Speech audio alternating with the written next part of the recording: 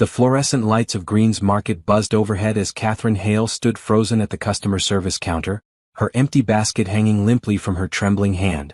The store manager, a heavy-set man with thinning hair and a permanent scowl, held her declined credit application like it was contaminated.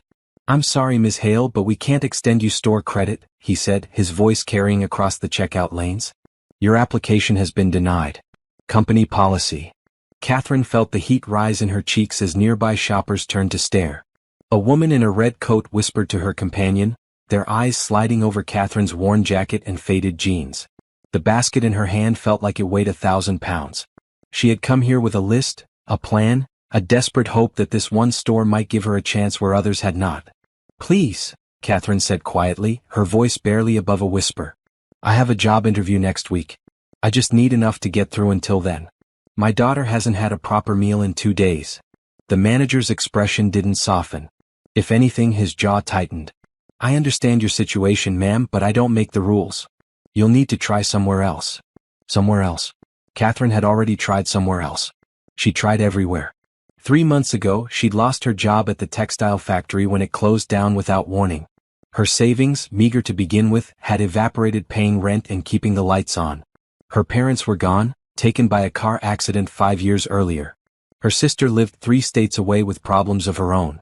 There was no safety net, no fallback plan, no one to call. Just Catherine and her 7-year-old daughter Bella, trying to survive in a world that seemed determined to grind them down. "Thank you for your time," Catherine managed, setting the basket on the counter with as much dignity as she could gather.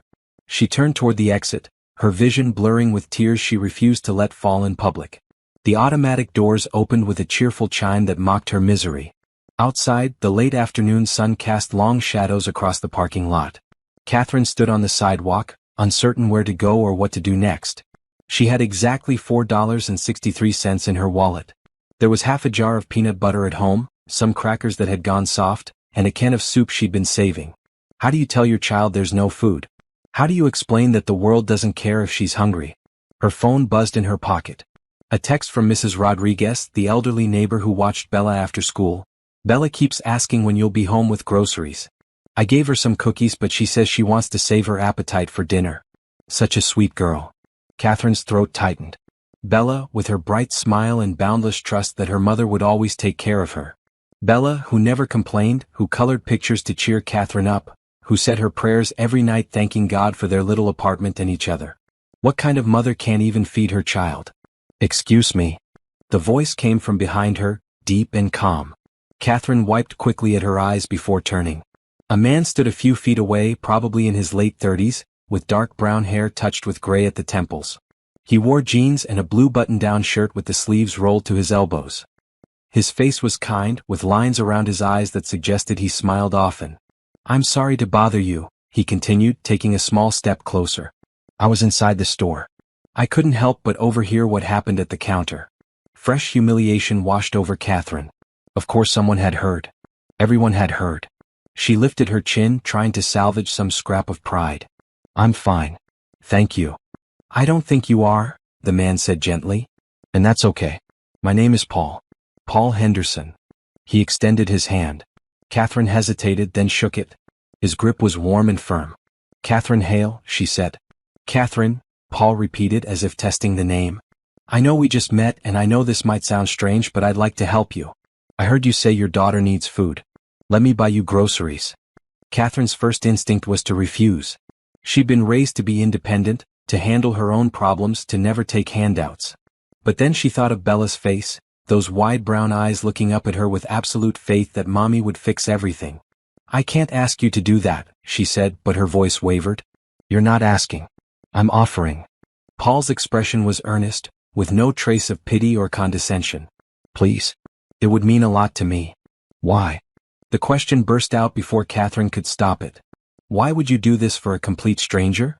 Paul was quiet for a moment, his gaze distant. "Because someone did it for me once when I needed it most. And because no child should go hungry when I have the means to prevent it." He looked back at her, his brown eyes steady. "Come with me. I'll fill your table tonight." Catherine's hands shook. Every instinct screamed that she should refuse, that accepting help from a stranger was dangerous, that she should maintain her pride. But pride couldn't feed Bella. Pride couldn't put food in an empty stomach or take away the worried crease in her daughter's forehead when she thought Catherine wasn't looking. "Okay," Catherine whispered. "Thank you." Paul smiled, and it transformed his face, erasing years of some private sadness Catherine could only guess at. "Thank you for letting me help. Sometimes that takes more courage than doing it alone." He gestured toward the store entrance. "Shall we?" Catherine followed him back through the automatic doors, past the customer service counter where the manager now stood helping another customer. The man glanced up, his eyes widening slightly when he saw Catherine with Paul, but she ignored him. Paul grabbed a shopping cart, then a second one. "Do you have a list?" he asked. Catherine pulled out the crumpled paper from her jacket pocket, smoothing it against her palm. "Bread, milk, eggs, rice, chicken, vegetables, peanut butter, pasta, sauce, cereal, fruit. The basics. The things that would stretch across a week if she was careful." Paul took the list, studied it, then handed it back. "Let's start there and see what else you might need." They moved through the aisles together. Catherine selected items hesitantly at first, acutely aware of the cost of each thing that went into the cart. But Paul noticed her restraint and quietly added extra items. A larger package of chicken breasts, a variety of fresh vegetables, good coffee, orange juice, a package of cookies. "Does Bella have a favorite cereal?" he asked as they stood in the breakfast aisle. "The one with the marshmallows," Catherine admitted. "But the store brand is fine." Paul put 3 boxes of the name brand into the cart. Every kid deserves their favorite cereal sometimes. They continued through the store. Paul added things Catherine would never have thought to ask for. Spices to make the food taste better, a warm loaf of fresh bakery bread, a roasted chicken from the deli counter that Catherine could serve for dinner tonight. He asked questions about Bella, about her favorite foods and any allergies, and listened carefully to every answer. In the clothing section, Paul paused. "How old is Bella?" "7. She'll be 8 next month." "Does she need winter clothes?" "I noticed it's getting colder." Catherine's throat tightened again. Bella had been wearing the same coat for 2 years, the sleeves now too short, the zipper broken. "She could use a new coat," Catherine admitted quietly. Paul picked out a warm purple coat in Bella's size, thick and well-made, the kind that would last for years. He added a matching hat and gloves, then a few shirts and a pair of sturdy shoes. "You don't have to," Catherine protested weakly. "I know," Paul said simply. "I want to." By the time they reached the checkout, both carts were full. Catherine watched the total climb on the register screen, her heart pounding. $200. $300. $400. The number kept rising, and with it, her sense of overwhelming debt to this stranger who asked for nothing in return. The final total was $647.32. Paul handed over his credit card without blinking, as if this was the most normal thing in the world. The cashier, a young woman with bright green hair, smiled at them like they were a couple doing their weekly shopping together. "Do you need help out to your car?" she asked. "That would be great, thank you," Paul said. A teenage boy in a store vest appeared with a flatbed cart and helped them load all the bags. Catherine followed Paul across the parking lot, still half convinced she was dreaming, that she would wake up any moment back on the sidewalk with her empty basket and empty hands. Paul's car was a modest dark blue sedan, clean but several years old. Not what she'd expected somehow. He popped the trunk and they began loading the bags. "Where do you live?" Paul asked. "I'll help you carry everything inside." Catherine hesitated. Her apartment was in the rundown section of town, in a building with peeling paint and a landlord who only fixed things when threatened with legal action. She didn't want Paul to see how she lived, but she also couldn't carry all these bags on the bus. "Oak Street," she said finally. "The Riverside Apartments. Building C." If Paul recognized the neighborhood's reputation, he didn't show it. "Hop in. We'll get this to your daughter." The drive took 15 minutes through early evening traffic. Paul kept the conversation light, asking about the weather, the city, safe topics that didn't require Catherine to explain her whole sad story. She was grateful for that. She'd told enough of it already. When they pulled into the apartment complex, Catherine directed him to her building. It looked worse than usual in the fading light, the cracked sidewalk, the flickering light over the entrance, the rust stains on the metal railings. "3rd floor," Catherine said. "There's no elevator." "Good exercise," Paul said cheerfully. They made 4 trips up the stairs, arms loaded with bags. Catherine unlocked the door to apartment 3F, her home for the past 3 years. It was small, just 2 bedrooms, a cramped kitchen, and a living room barely big enough for their second-hand couch and TV. But it was clean, she made sure of that. The walls might be scuffed and the carpet stained, but everything was tidy and organized. "Mommy?" Bella burst from her bedroom, her face lighting up like sunrise. She was small for 7, with Catherine's dark brown skin and big eyes, her hair pulled back in 2 puffs tied with yellow ribbons. She wore a blue dress that used to be her favorite but was now a bit too small. "Baby girl," Catherine said, setting down the bags to catch Bella in a hug. "Were you good for Mrs. Rodriguez?" "Yes, ma'am. She taught me how to make a cat's cradle with string." Bella's eyes went wide as she saw the grocery bags. "Is that all food?" "It is," Catherine said. "Thanks to this kind man. Bella, this is Mr. Henderson. Can you say hello?" Bella turned to Paul, suddenly shy. "Hello, Mr. Henderson. Thank you for helping my mommy." Paul crouched down to Bella's level, his expression gentle. "You're very welcome, Bella. And please call me Paul. Mr. Henderson makes me feel old." Bella giggled. "You have gray in your hair like my teacher, Mr. Roberts." "Bella," Catherine said, mortified, but Paul laughed. "I do indeed. Getting older every day." He stood back up, surveying the apartment. His gaze lingered on the portable heater in the corner, the thermostat on the wall that Catherine kept turned low to save money, the window where cold air seeped through gaps in the frame. "Let's get these groceries put away," Paul said, rolling up his sleeves. Together they unpacked everything. Catherine's small refrigerator and cabinets had never been so full. Bella danced around them, exclaiming over each item like it was Christmas morning. The cookies, the fresh fruit, the juice boxes Paul had snuck into the cart. When the roasted chicken came out, Bella's eyes went huge. "A whole chicken. Can we have it for dinner?" "We can," Catherine said, her voice thick. "Why don't you go wash your hands?" Bella scampered off to the bathroom. Paul was folding the empty bags, stacking them neatly by the door. Catherine watched him, this stranger who had appeared out of nowhere and changed everything. "I don't know how to thank you," she said. "This is more than I could have hoped for." Paul shook his head. "You don't need to thank me." Seeing Bella's face was thanks enough. He paused, then continued carefully. "Catherine, I noticed your heater. And the thermostat. It's going to get colder. Do you have heat?" Catherine's face flushed. "The building heat is supposed to come on in another week. Until then, the space heater works fine." Paul's expression suggested he didn't believe that, but he didn't argue. Instead, he pulled a business card from his wallet. "This is my number. If you need anything at all, please call me. Even if it's just to talk." Catherine took the card. It was simple, elegant. Paul Henderson, Henderson Consulting, followed by a phone number and email address. "Consulting?" she asked. "Business consulting. I help companies improve their operations, their efficiency." "It's boring stuff, really?" Paul smiled. "But it pays the bills." Bella returned, her hands dripping wet. Catherine grabbed a towel for her while Paul moved toward the door. "I should get going," he said. "Let you two enjoy your dinner." "Wait," Catherine said impulsively. Paul turned back. "Would you like to stay? For dinner?" "It's the least I can do, and there's plenty of chicken." Paul's face softened. For a moment, Catherine thought she saw loneliness flicker in his eyes, a mirror of her own. But then he smiled and shook his head gently. "That's kind of you, but I think tonight should be for you and Bella. You've had a hard day and you deserve time together." He reached for the doorknob, then paused. "But Catherine, I'd like to ask you something. Would you and Bella like to come to dinner at my house tomorrow evening?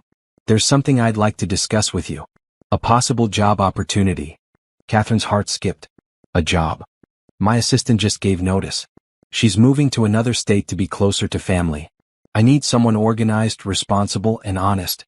From what I saw today, how you handled yourself with grace under difficult circumstances, I think you might be perfect for it."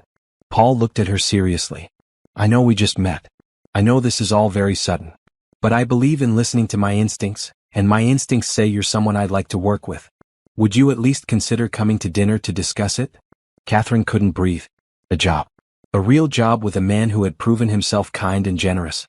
It felt too good to be true, but hadn't she been praying for exactly this? For a chance, for an opportunity, for someone to see her as more than just another struggling single mother? "Yes," she said firmly. "Yes, we'll come. Thank you, Paul. 6 o'clock tomorrow. I'll text you the address." Paul smiled at them both. "Good night, Catherine." "Good night, Bella." "Good night, Paul," Bella chirped. The door closed behind him, and Catherine stood in her small kitchen, surrounded by more food than she'd had in months, holding a business card that might be her ticket to a better life. Bella tugged at her sleeve. "Mommy, is Paul nice?" Catherine looked down at her daughter, at the hope and trust in those eyes, and felt something shift in her chest. For the first time in so long she felt it too. "Oh, Yes, baby, she said. I think he might be one of the nicest people we've ever met. That night, after they'd eaten chicken and vegetables and Bella had gone to bed with a full stomach and a smile on her face, Catherine sat alone in the dim living room. She turned Paul's business card over in her hands, reading it again and again. Tomorrow she would go to his house. Tomorrow she would interview for a job that might change everything. Tomorrow she would take another step forward. But tonight she would simply be grateful. Grateful for a stranger's kindness, for a full refrigerator, for the sound of her daughter sleeping peacefully in the next room. Catherine closed her eyes and whispered a prayer into the darkness. Thank you. Thank you for sending someone who cared. In her bedroom, Bella dreamed of purple coats and cookies and a kind man with gray in his hair who had made her mommy smile again. And across town, in his own quiet house, Paul Henderson sat at his kitchen table, thinking about a woman with tired eyes and a daughter with a beautiful laugh, and wondering if maybe, just maybe, he had found something he didn't even know he'd been looking for. Tomorrow would bring answers. Tonight brought hope. And sometimes hope is enough to change everything. Have you ever watched someone struggle and wished you could help? Have you ever been in Catherine's shoes, standing on the edge of hope and despair? Drop a comment below sharing a time when someone's kindness changed your day, and don't forget to subscribe so you never miss these heartwarming stories that remind us love and compassion still exist in this world. The next evening, Catherine stood in front of her bathroom mirror, trying to make herself presentable for dinner at Paul's house. She had exactly two nice outfits. A green dress she'd worn to job interviews and a navy skirt with a white blouse. She chose the dress, simple and modest, pairing it with her only good shoes. Bella sat on the closed toilet lid, watching her mother with interest. You look pretty, Mommy. Thank you, sweet girl. Catherine smoothed the dress one more time, then turned to her daughter. Are you ready? Bella nodded eagerly. She wore her best outfit too, a maroon dress with white flowers that Catherine had bought at a thrift store months ago. Her hair was styled in neat braids, tied off with white ribbons. She looked beautiful and innocent, and Catherine's heart swelled with love.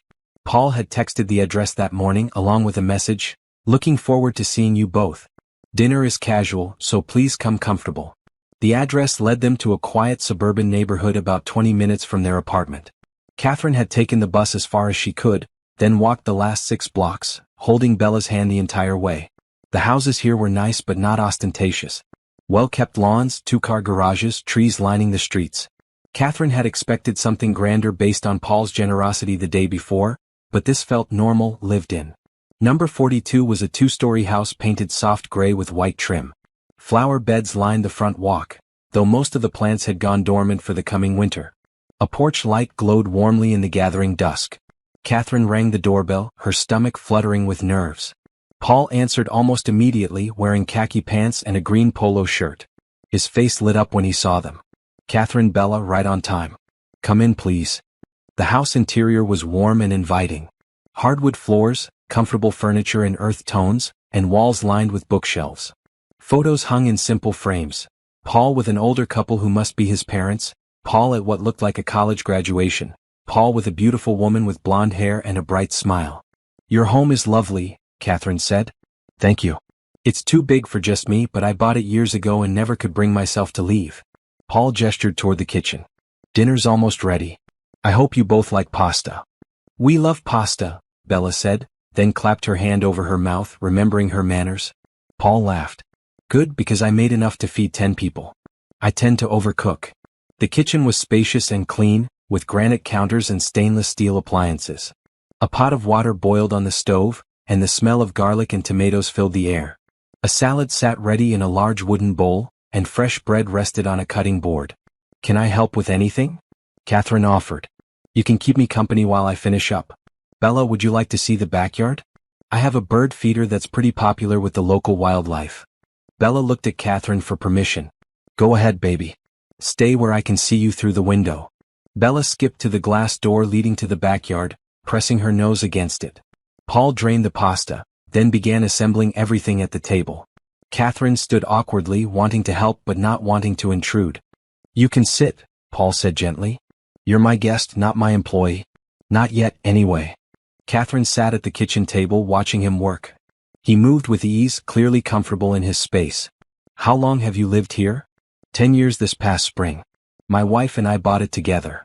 He nodded toward one of the photos on the wall, the one with the blonde woman. That's Hannah. She passed away 3 years ago. Cancer.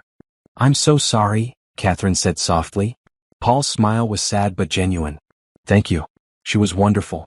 Kind, funny, patient with me when I worked too much. We had 12 good years together before she got sick. I count myself lucky for that time.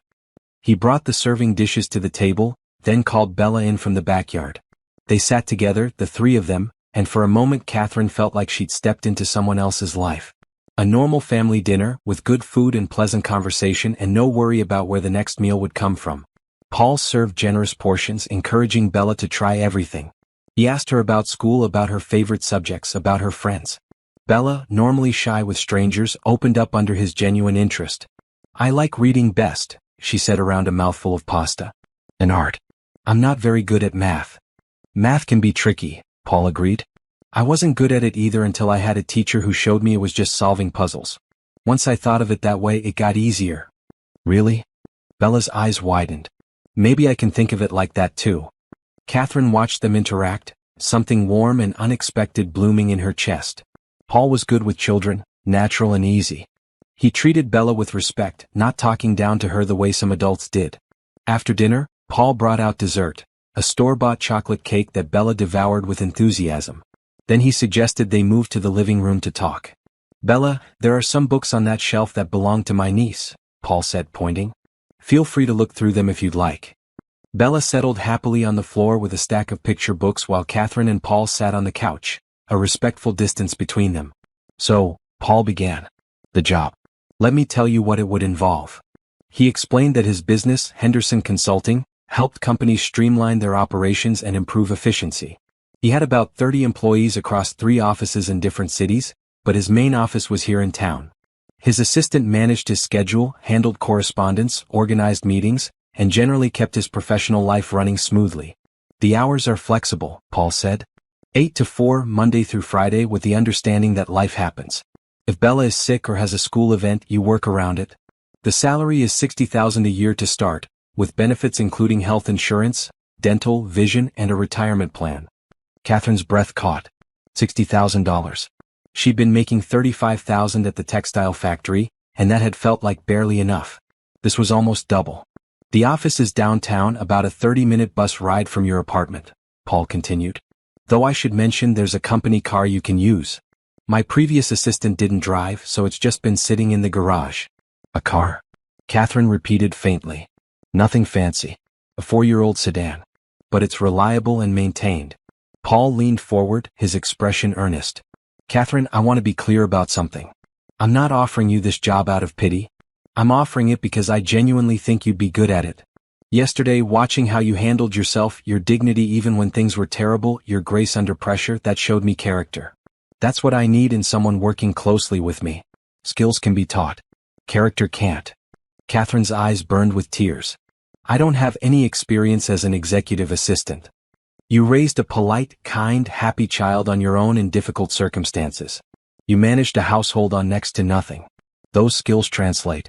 Organization, problem-solving, prioritization, those are exactly what the job requires. Paul's voice was gentle. I'll train you in the specifics. The important part is that I trust you. I know that sounds strange since we just met, but I've learned to listen to my instincts about people. And my instincts say you're exactly who I need. Catherine looked over at Bella, absorbed in her books, safe and content. She thought about the groceries in her refrigerator, the job interview that had fallen through last week, the constant weight of worry that had become her normal. This was more than she dared to hope for. More than seemed possible. When would I start? She asked quietly. Paul's face broke into a huge smile. Does that mean you're accepting? Yes. Catherine felt her own smile spreading, unstoppable. Yes, I accept. Thank you, Paul. Thank you so much. You're doing me the favor, Paul said warmly. My office has been chaos without someone competent running things. Can you start Monday? That gives you a few days to arrange childcare for Bella if needed. There's an after-school program at her school. I could never afford it before, but now. Catherine trailed off, the reality sinking in. She could afford things now. Good childcare, food without constant calculations, maybe even saving a little. They talked for another hour about logistics, about what Catherine would need to prepare, about the office and the team she'd be working with. Paul was patient with her questions, encouraging her to ask anything. When it was time to leave, Paul walked them to the door. "I'll see you Monday morning at 8. The office is in the Preston building downtown, 10th floor. Here's a key card for access." He handed Catherine a small plastic card. She stared at it, this tiny thing that represented a new beginning. "Paul," she said, looking up at him, "I won't let you down. I know you won't." His smile was confident, certain. "Sleep well, Catherine. You both deserve good dreams tonight." On the walk back to the bus stop, Bella chattered happily about the books Paul had let her borrow, about the bird she'd seen through the window, about how nice his house was. "Do you like Paul, Mommy?" she asked as they settled into their seats on the bus. Catherine thought about it. Did she like him? The question felt too simple for the complexity of emotions swirling inside her. Gratitude, certainly. Relief, absolutely. But underneath that, something else. An awareness of him as more than just a benefactor.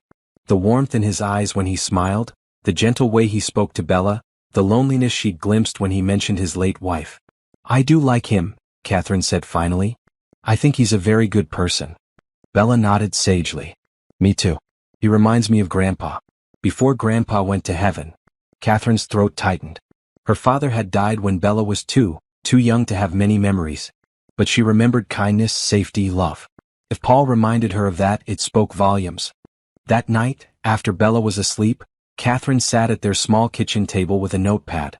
She made lists, things she needed to do before Monday, questions she still had about the job, goals she wanted to achieve. But her mind kept drifting back to Paul. To his home filled with memories of a woman he'd loved and lost. To the sadness that lingered behind his smile. To the way he'd looked at her and Bella, like they'd brought something into his life he'd been missing. She wondered about him, this man who had appeared at exactly the right moment.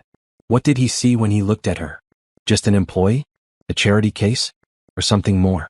Catherine shook her head at herself. She was being foolish. Paul had given her a job, a chance to rebuild. That was more than enough. She couldn't afford to read anything else into his kindness, to mistake generosity for something deeper. And yet she couldn't help but notice how her heart had lifted when he smiled. How safe she'd felt in his home. How right it had seemed, the three of them around that dinner table. Stop it, she told herself firmly.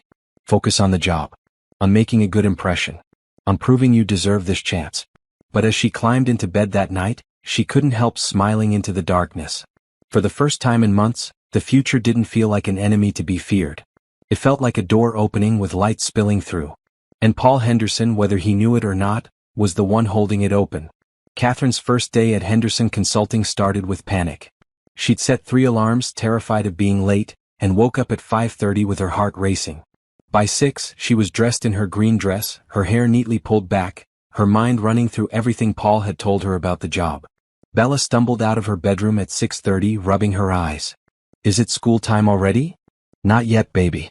I have to leave early for my first day of work. Mrs. Rodriguez is going to take you to school this morning, and then you'll go to the after-school program. I'll pick you up at 5. They'd visited the after-school program on Saturday, and Bella had loved it immediately. Games, crafts, homework help, and snacks. She'd made a friend within 10 minutes, a girl named Sophie who also liked to draw. Catherine made them breakfast, scrambled eggs and toast, orange juice poured into plastic cups. Simple but nourishing, made possible by Paul's generosity. "Are you nervous, Mommy?" Bella asked.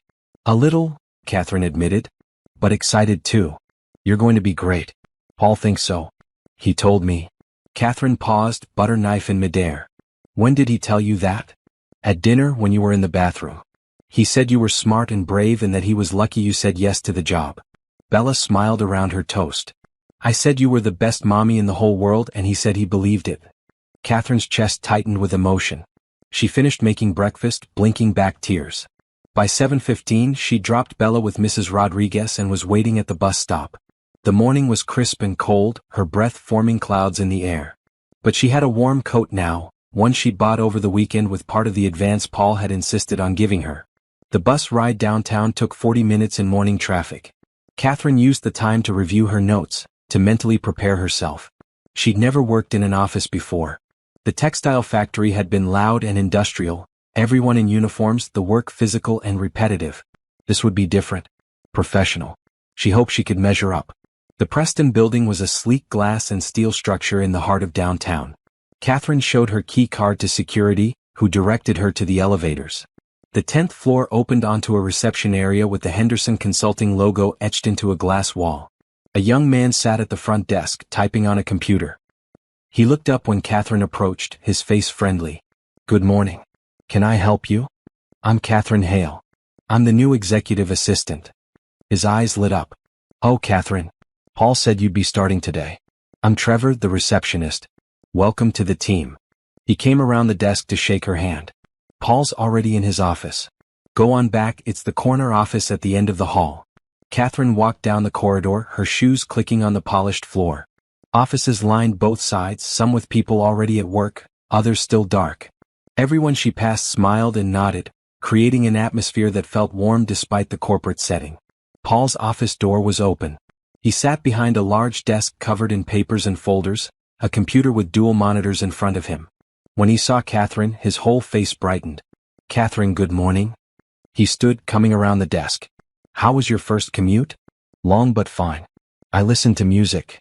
"We'll get you set up with the car tomorrow. I meant to do it Friday but got caught up in meetings." Paul gestured to the desk outside his office, positioned so it faced his door. "This is your space. Computer, phone, filing system.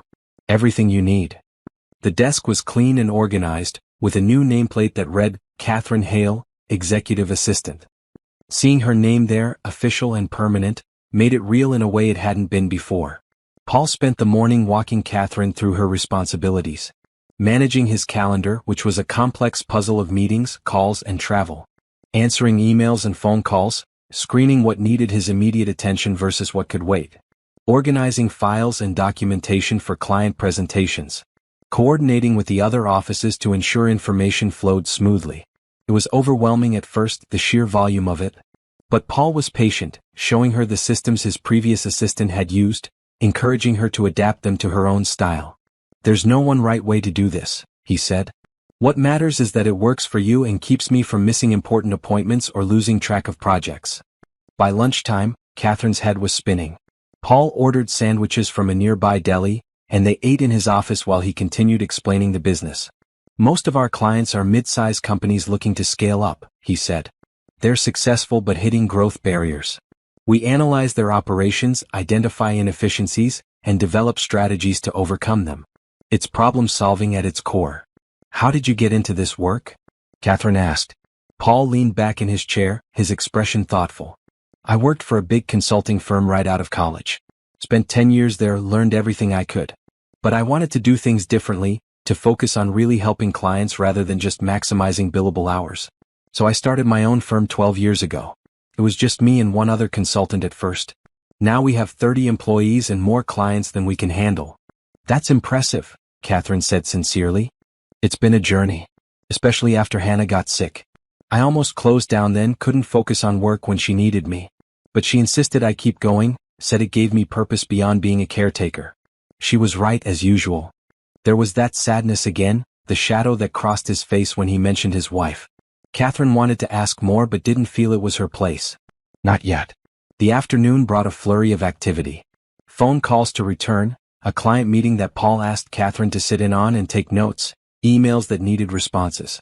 Catherine worked steadily, learning as she went, occasionally asking Paul for clarification. At 4:30, Paul appeared at her desk. "You should head out. Bella will be waiting."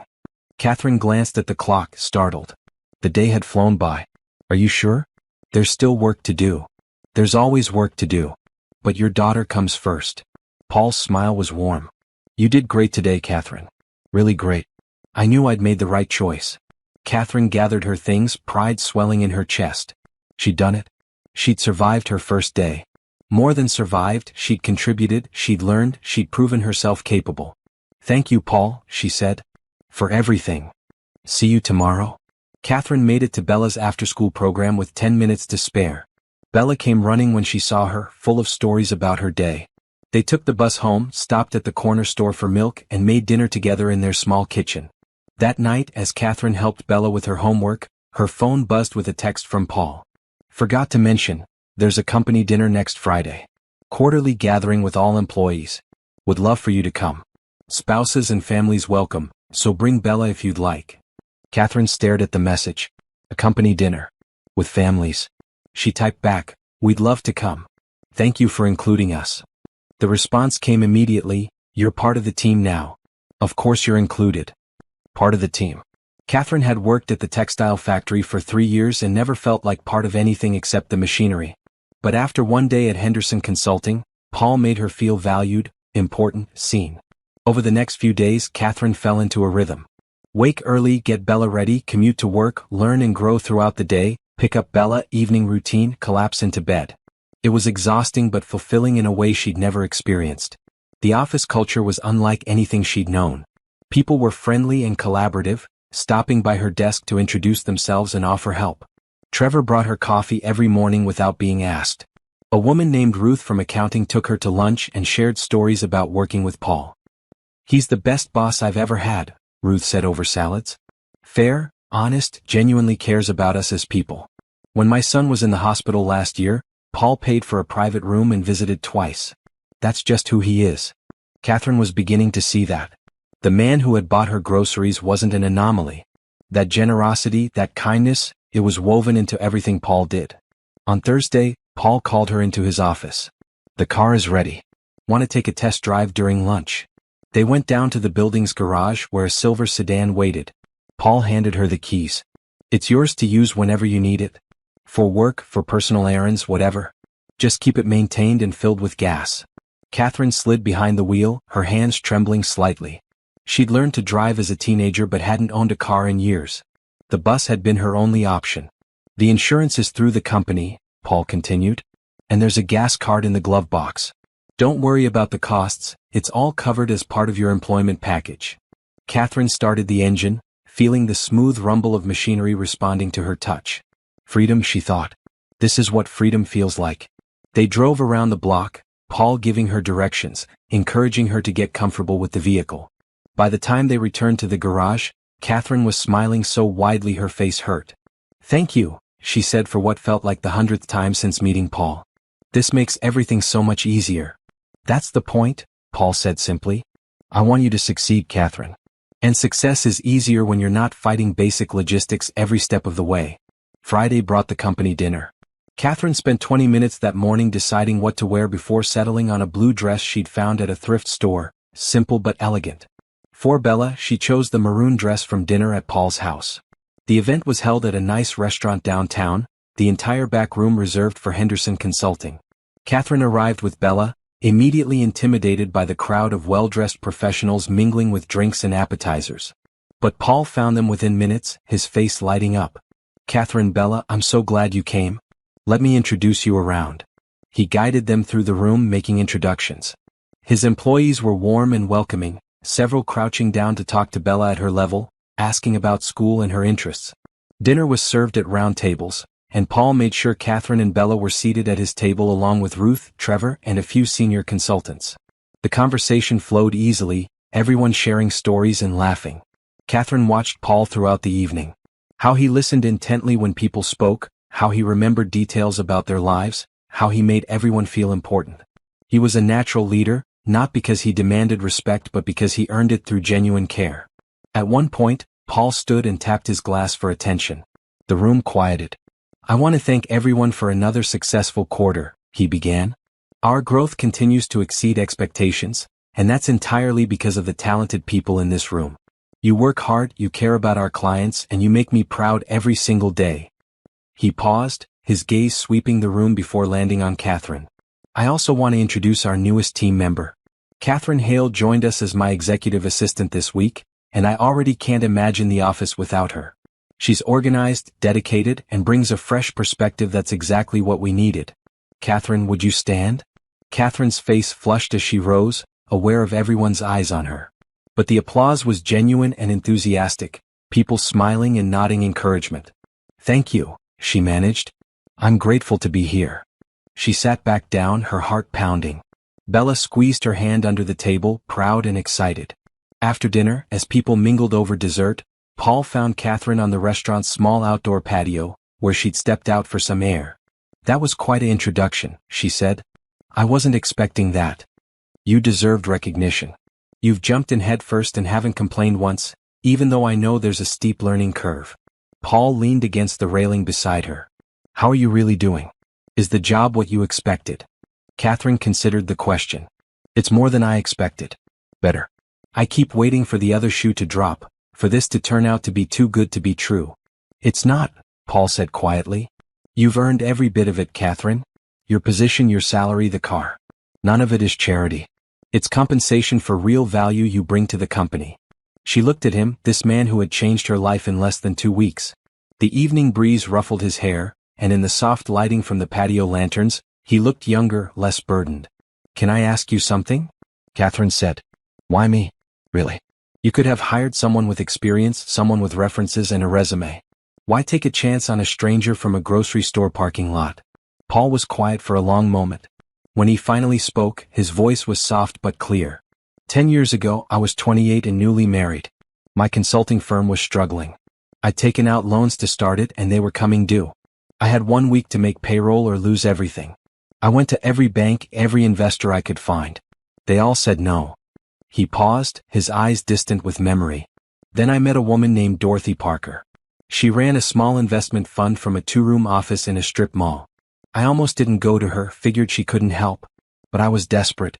She listened to my pitch, reviewed my business plan and asked about my wife, my goals, my values.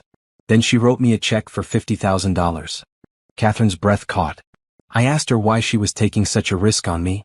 You know what she said. Paul smiled softly. She said, because I can see your heart and hearts like yours deserve a chance. That money saved my business. 5 years later, I paid her back with interest. But more than that, I promised her I'd do the same for someone else when I could. That I'd look for people with good hearts who just needed a chance. He turned to Catherine, his expression earnest. When I saw you at that store, humiliated and hurting but still standing tall, still fighting for your daughter, I saw that same thing Dorothy saw in me. A good heart. Someone worth betting on. Paul's voice grew thick. Dorothy died 2 years ago. Cancer like Hannah. But her legacy lives on every time I help someone who needs it. So the question isn't why you. It's how could I not? Tears streamed down Catherine's face. She didn't try to hide them. I don't know what to say. You don't have to say anything. Just keep being who you are. Keep fighting for Bella, keep showing up, keep proving that kindness and hope still matter in this world. Paul reached out and gently squeezed her shoulder. That's more than enough. They stood together in comfortable silence, the sounds of laughter and conversation drifting from inside the restaurant. Catherine felt something shift inside her, a wall she'd built around her heart beginning to crack. She'd been so focused on survival, on protecting herself and Bella from further hurt, that she'd forgotten what it felt like to be truly seen. To be valued not for what she could produce but for who she was. Paul Henderson saw her. Really saw her. And terrifying as it was, she was beginning to see him too. Not just as her boss or benefactor but as a man. Kind, lonely, generous, scarred by loss but still choosing to open his heart to others. We should get back, Paul said eventually. Bella's probably wondering where you are. Catherine nodded, wiping her eyes. Thank you for sharing that story with me. About Dorothy. I'll try to honor her legacy the way you do. You already are, Paul said. Just by being here. They returned to the party together. Bella had made friends with Ruth's daughter and was giggling over some shared joke. Catherine watched her, so happy and carefree, and felt overwhelming gratitude. This was what love looked like. Not romantic love, not yet.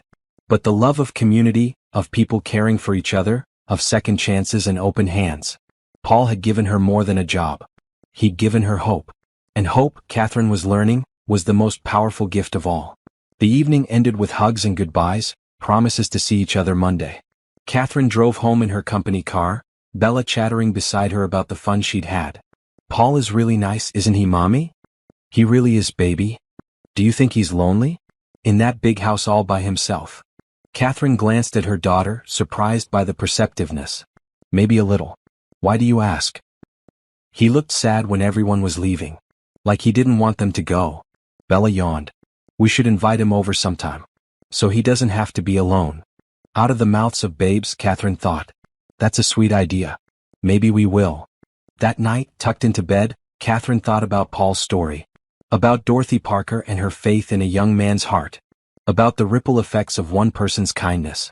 She thought about her own journey from that terrible moment outside the grocery store to this, lying in her small apartment with a full refrigerator and a job she loved and a daughter who was thriving. And she thought about Paul, alone in his house, carrying the weight of losses she could only imagine but still choosing every day to be kind, to help, to see the best in people. Her phone buzzed with a text. Hope you and Bella had a good time tonight. Sleep well. Catherine smiled and typed back. We had a wonderful time. Thank you for including us. Sweet dreams. The response came quickly. They will be. You both make everything brighter. Catherine stared at those words, her heart doing something complicated in her chest. She told herself she was reading too much into it, that Paul was just being kind. But part of her, the part that was starting to hope for more than just survival, wondered if maybe, just maybe, he was feeling the same confusing pull she was. Time would tell. For now, she would focus on her job, on being the best assistant Paul could ask for, on proving she deserved this chance. The rest would unfold as it was meant to. And for the first time in years, Catherine found herself looking forward to seeing what came next. The weeks flowed into months, and Catherine settled into her new life with a sense of wonder that never quite faded. Every morning when she woke up in her small apartment, she had to remind herself that this was real. The job, the car, the stability. It wasn't a dream that would evaporate when she opened her eyes. It was November now, and the office had taken on a festive atmosphere as people began talking about holiday plans. Catherine had been at Henderson Consulting for 6 weeks, and it felt like she'd been there forever. The work had become second nature, her efficiency improving with each passing day. Paul was the kind of boss who made work feel less like obligation and more like collaboration. He trusted her judgment, asked for her opinions, and actually listened when she offered suggestions. When she'd proposed a new filing system that would make client information easier to access, he'd implemented it immediately and credited her publicly at the next staff meeting. The other employees had welcomed Catherine warmly. Ruth had become a close friend, often inviting Catherine and Bella over for weekend dinners with her family. Trevor always had a joke or funny story to share, brightening even the most stressful days. The senior consultants treated her with respect, never making her feel less important because her role was administrative rather than client-facing. But it was the small moments with Paul that Catherine found herself treasuring. The way he always asked about Bella first thing in the morning. How he'd started keeping a jar of butterscotch candies on his desk because she'd mentioned once that they were her favorite. The genuine interest he showed in her ideas and perspectives. One rainy Tuesday afternoon, Paul called Catherine into his office. She brought her tablet, ready to take notes on whatever project he needed help with. Close the door, he said, his expression serious. Catherine's stomach dropped. In 6 weeks, Paul had never asked her to close the door. Had she made a mistake? Done something wrong? She sat across from his desk, hands folded in her lap, trying to keep her face calm. I need to tell you something, Paul began. And I want you to know that your job is not dependent on your response. Oh no. Catherine's mind raced. Was he about to make an inappropriate advance? Had she misread all his kindness? Paul must have seen the panic in her eyes because he quickly added, It's nothing bad, I promise. Actually, I hope it's good news. He pulled a folder from his desk drawer and slid it across to her. Catherine opened it, finding legal documents inside. She skimmed the first page, not understanding the legal language. What is this? It's a housing assistance program I've set up through the company, Paul explained. For employees who need help securing better living conditions. Essentially, Henderson Consulting will co-sign on an apartment lease and cover the security deposit and first month's rent. The employee pays rent going forward, but this removes the initial barriers that make it hard to move. Catherine looked up at him, her heart beginning to race for a different reason. Why are you showing me this? Because your building is scheduled for condemnation, Paul said gently. The city inspection report was published online last week. Faulty wiring, plumbing issues, structural concerns. All residents have 60 days to vacate. The room tilted. Catherine gripped the edge of the desk. What? I haven't received any notice. The landlord is supposed to inform everyone this week. I saw the report during a client meeting, a real estate developer mentioned it. I wanted to tell you before you got blindsided. Catherine's mind whirled. 60 days. She'd need to find a new apartment, come up with deposit money, pass a credit check she'd definitely fail, pack and move with a 7-year-old in tow. The stability she'd just found was crumbling already. Hey, Paul said softly. Breathe, Catherine. This is why I set up the program. You qualify. We can start looking at apartments this weekend if you want. Find you a place that's safe and clean in Bella's school district within your budget. I can't afford much, Catherine said, her voice breaking. Even with this job after expenses, I barely save anything. I know. Which is why the company will subsidize the rent for the first year. You'll pay what you can afford, we'll cover the difference. After a year we'll reassess based on your raises and promotions. Catherine stared at him. Promotions? Paul smiled. You don't think you'll be my assistant forever, do you? You're smart, Catherine. Quick learner, natural problem solver. I see management potential. Give it another year and you could be running one of our departments if you wanted. She couldn't speak. Couldn't process what he was offering. It was too much, too generous, too impossibly kind. I don't understand why you keep helping me, she whispered. Paul leaned back in his chair, his expression thoughtful. Do you remember at the company dinner when I told you about Dorothy Parker? Catherine nodded. What I didn't tell you was that she had a daughter.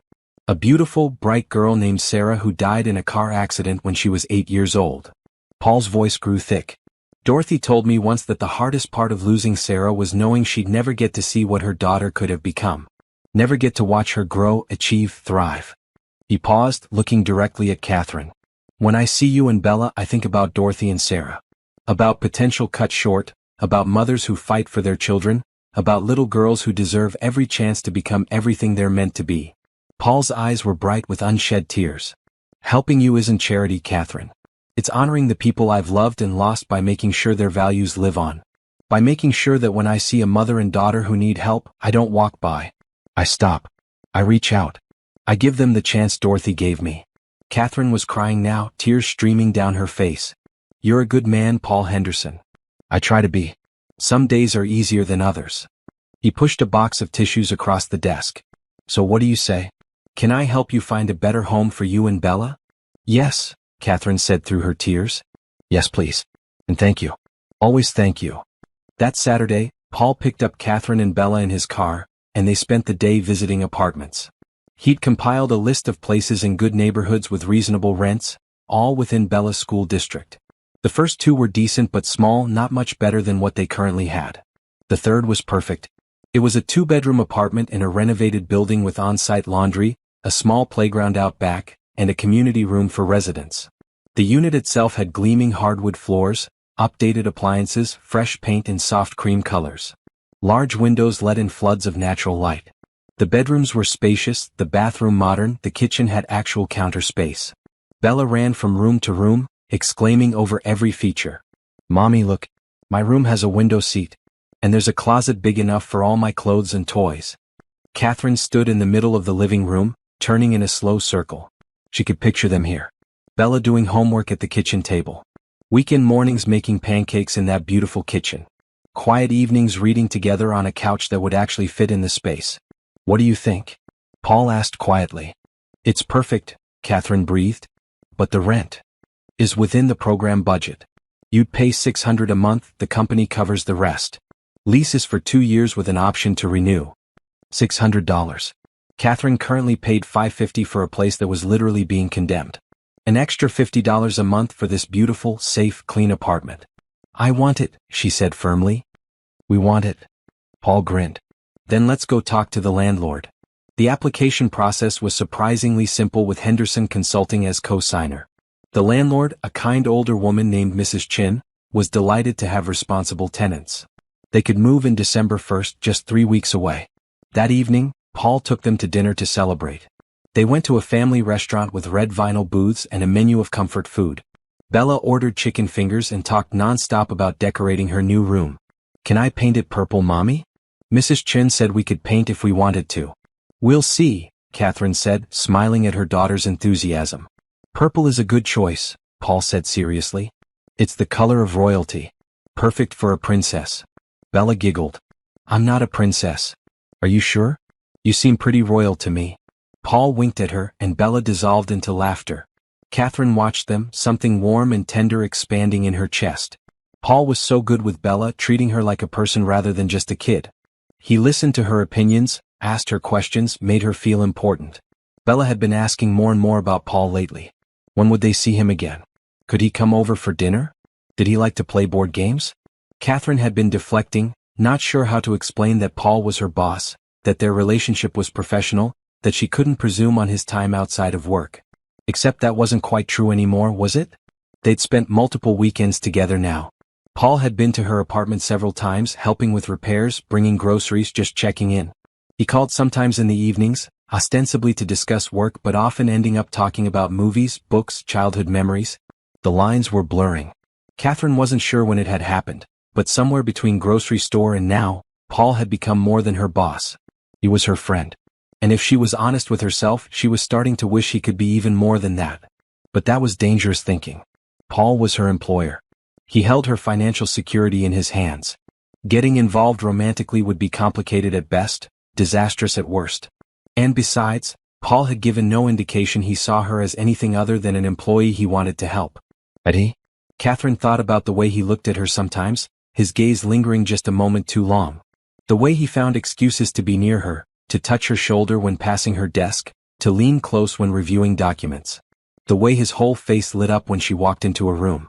Or maybe she was imagining it, projecting her own growing feelings onto him. Earth to Catherine, Paul said, waving a hand in front of her face. You okay? You zoned out. Sorry? Just thinking about the move. All the packing. I can help with that, Paul offered immediately. I have a truck we can use and I know several employees who'd be happy to pitch in. We'll make a party of it. You've already done so much, Catherine protested. And I'll keep doing it as long as you need help.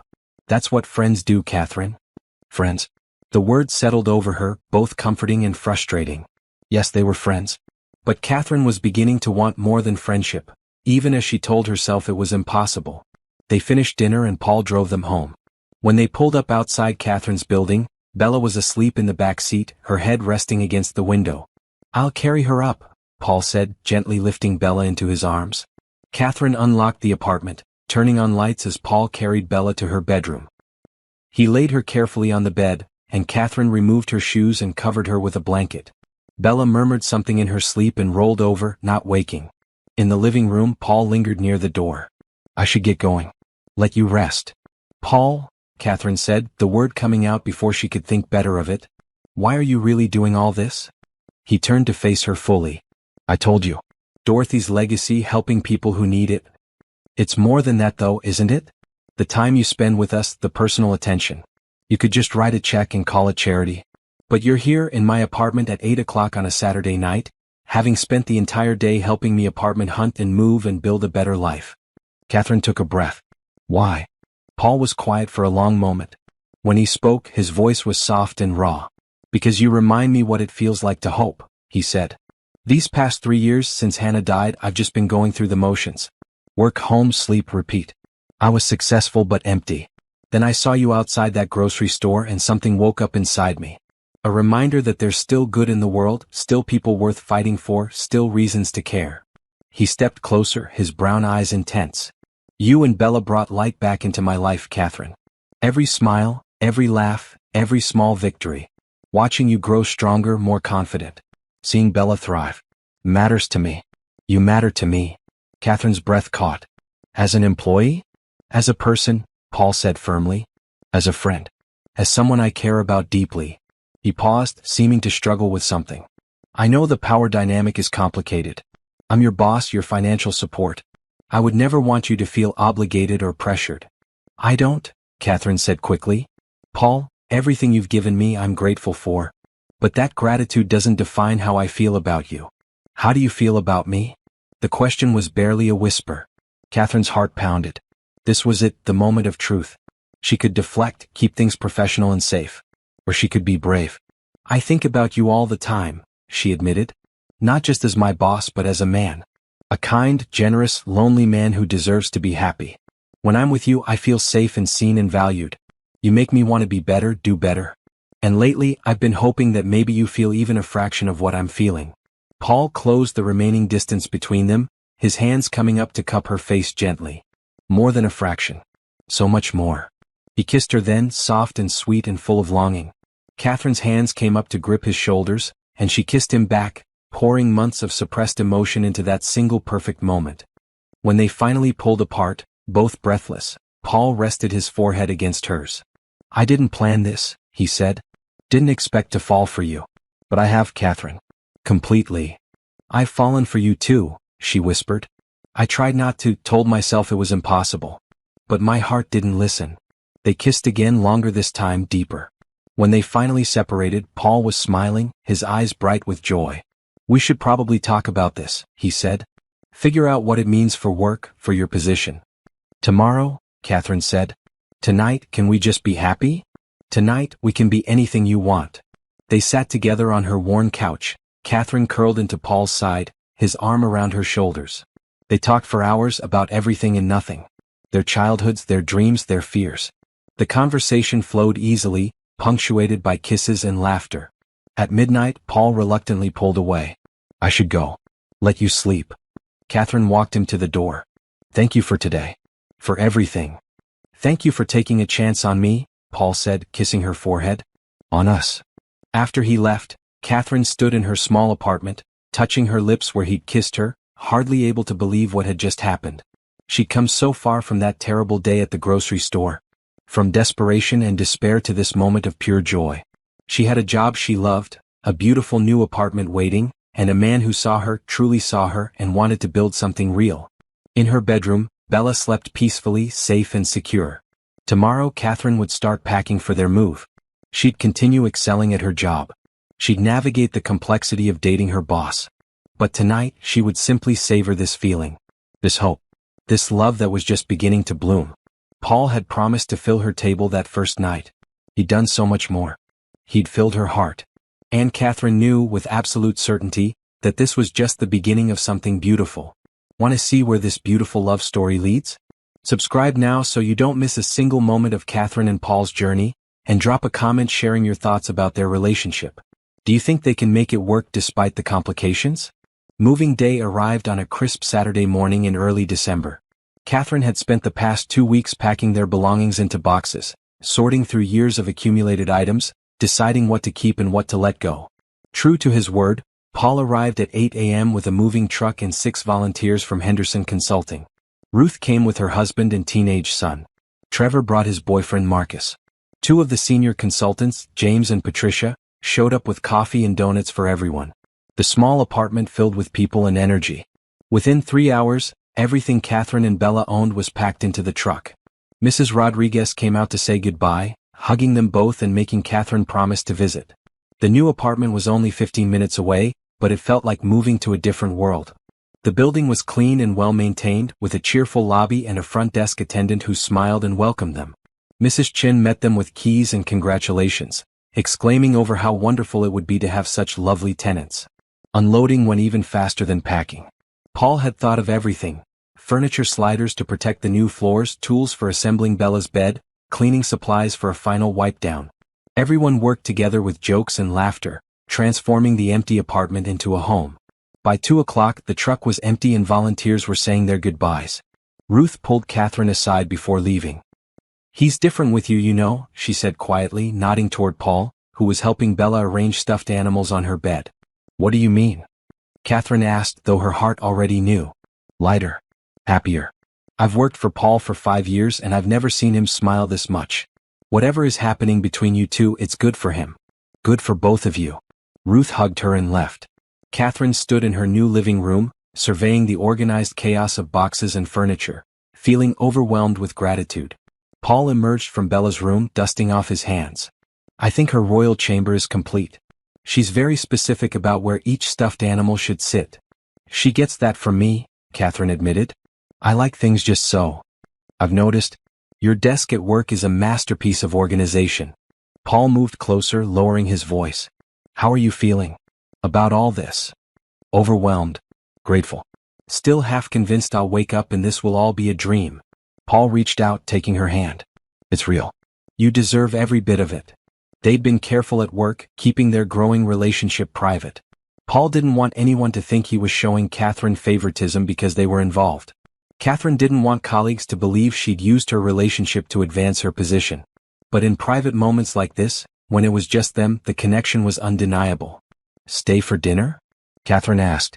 I don't have much to cook with yet, but I could order pizza. Mommy, can Paul stay? Bella called from her bedroom. I want to show him my room when it's all done. Paul laughed. Looks like I'm outvoted.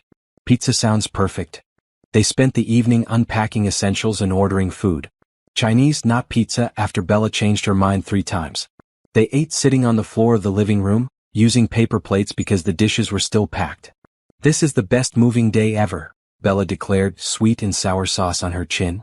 Later, after Bella was in bed, Catherine and Paul sat together on the couch, exhausted but content. Thank you for today, Catherine said. For organizing everything, for being here. I couldn't have done this without you. You absolutely could have. You're stronger than you give yourself credit for. Paul traced circles on the back of her hand with his thumb. But I'm glad I got to help. Glad I get to be part of your life. Part of my life, Catherine repeated softly. Is that what we're calling this? What would you like to call it? Catherine considered. They'd been dating, if you could call their careful interactions that, for 3 weeks now. Stolen kisses in Paul's office when everyone else had left. Long phone calls after Bella was asleep. Dinners together disguised as work meetings. I want to call it real, she said finally. I want to call you my boyfriend, as old-fashioned as that sounds. I want Bella to know that you're important to me, to us. Paul's eyes softened. I want that too. All of it. But I want to make sure you're ready. That you're not feeling pressured because of our work relationship. Paul, look at me. Catherine waited until his eyes met hers. I chose you. Not the job, not the apartment, not the security. I chose you because of who you are. Kind, generous, funny, thoughtful. You see me, really see me, and you make me want to be brave enough to see you back. He kissed her then, deep and thorough, his hands tangling in her hair.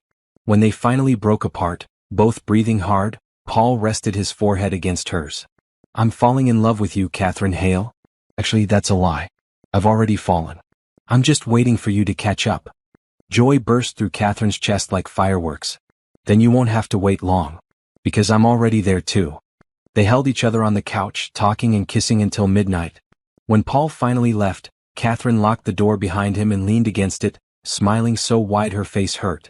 This was happiness. Real, genuine, almost frightening in its intensity. After so many years of just surviving, Catherine was finally learning to thrive. The next few weeks settled into a comfortable pattern. Catherine excelled at work, her confidence growing with each successful project. Paul relied on her more and more, not just for administrative tasks but for strategic input. She had a good mind for business, it turned out, and could spot inefficiencies and opportunities that others missed. In early January, Paul promoted her to office manager, with a raise and expanded responsibilities. She would oversee the administrative staff, manage office operations, and assist with client relations. It was a significant step up, one that came with respect from colleagues who saw how hard she worked. At home, Bella thrived. Her grades improved now that she had a quiet space to study. She made friends in the building, kids who played together in the courtyard after school. She started taking art classes at the community center, bringing home colorful paintings that Catherine proudly displayed on the refrigerator. And her relationship with Paul deepened. They were careful in public, maintaining professional boundaries at the office. But evenings and weekends were theirs. Paul came over for dinner several times a week. They took Bella to museums, parks, movies. They went on dates, just the two of them, when Ruth offered to babysit. Bella adored Paul, and the feeling was clearly mutual. He attended her school art show, cheering louder than anyone when she won an honorable mention. He helped with her math homework, using the puzzle approach he'd mentioned that first night to make it fun. He remembered little things like her favorite ice cream flavor and which stuffed animal she slept with every night. One February evening, after Bella was in bed, Paul and Catherine sat together on the couch, Catherine's head on his shoulder. I've been thinking about something, Paul said quietly. What's that? Moving forward. With us. Making this official in a way that's not just private. Catherine sat up, looking at him. What do you mean? I mean telling people at work. Not making a big announcement but not hiding anymore either. Paul took her hand. You've proven yourself 100 times over. Your promotion had nothing to do with our relationship and everything to do with your skills. I don't think anyone would question that. Catherine bit her lip. What if they do though? What if people think I'm sleeping my way to success? Then they're idiots who don't know you at all, Paul said firmly. Catherine, I understand the fear. But living in secret, pretending you're just my employee when you're so much more, it's getting harder. I want to be able to put my arm around you at company events. I want to tell people about the brilliant woman I'm dating. I want to stop hiding how happy you make me. I want that too, Catherine admitted. It's just scary. I know. But we'll face it together. Paul cupped her face gently. What do you say? Can we be brave? Catherine thought about it.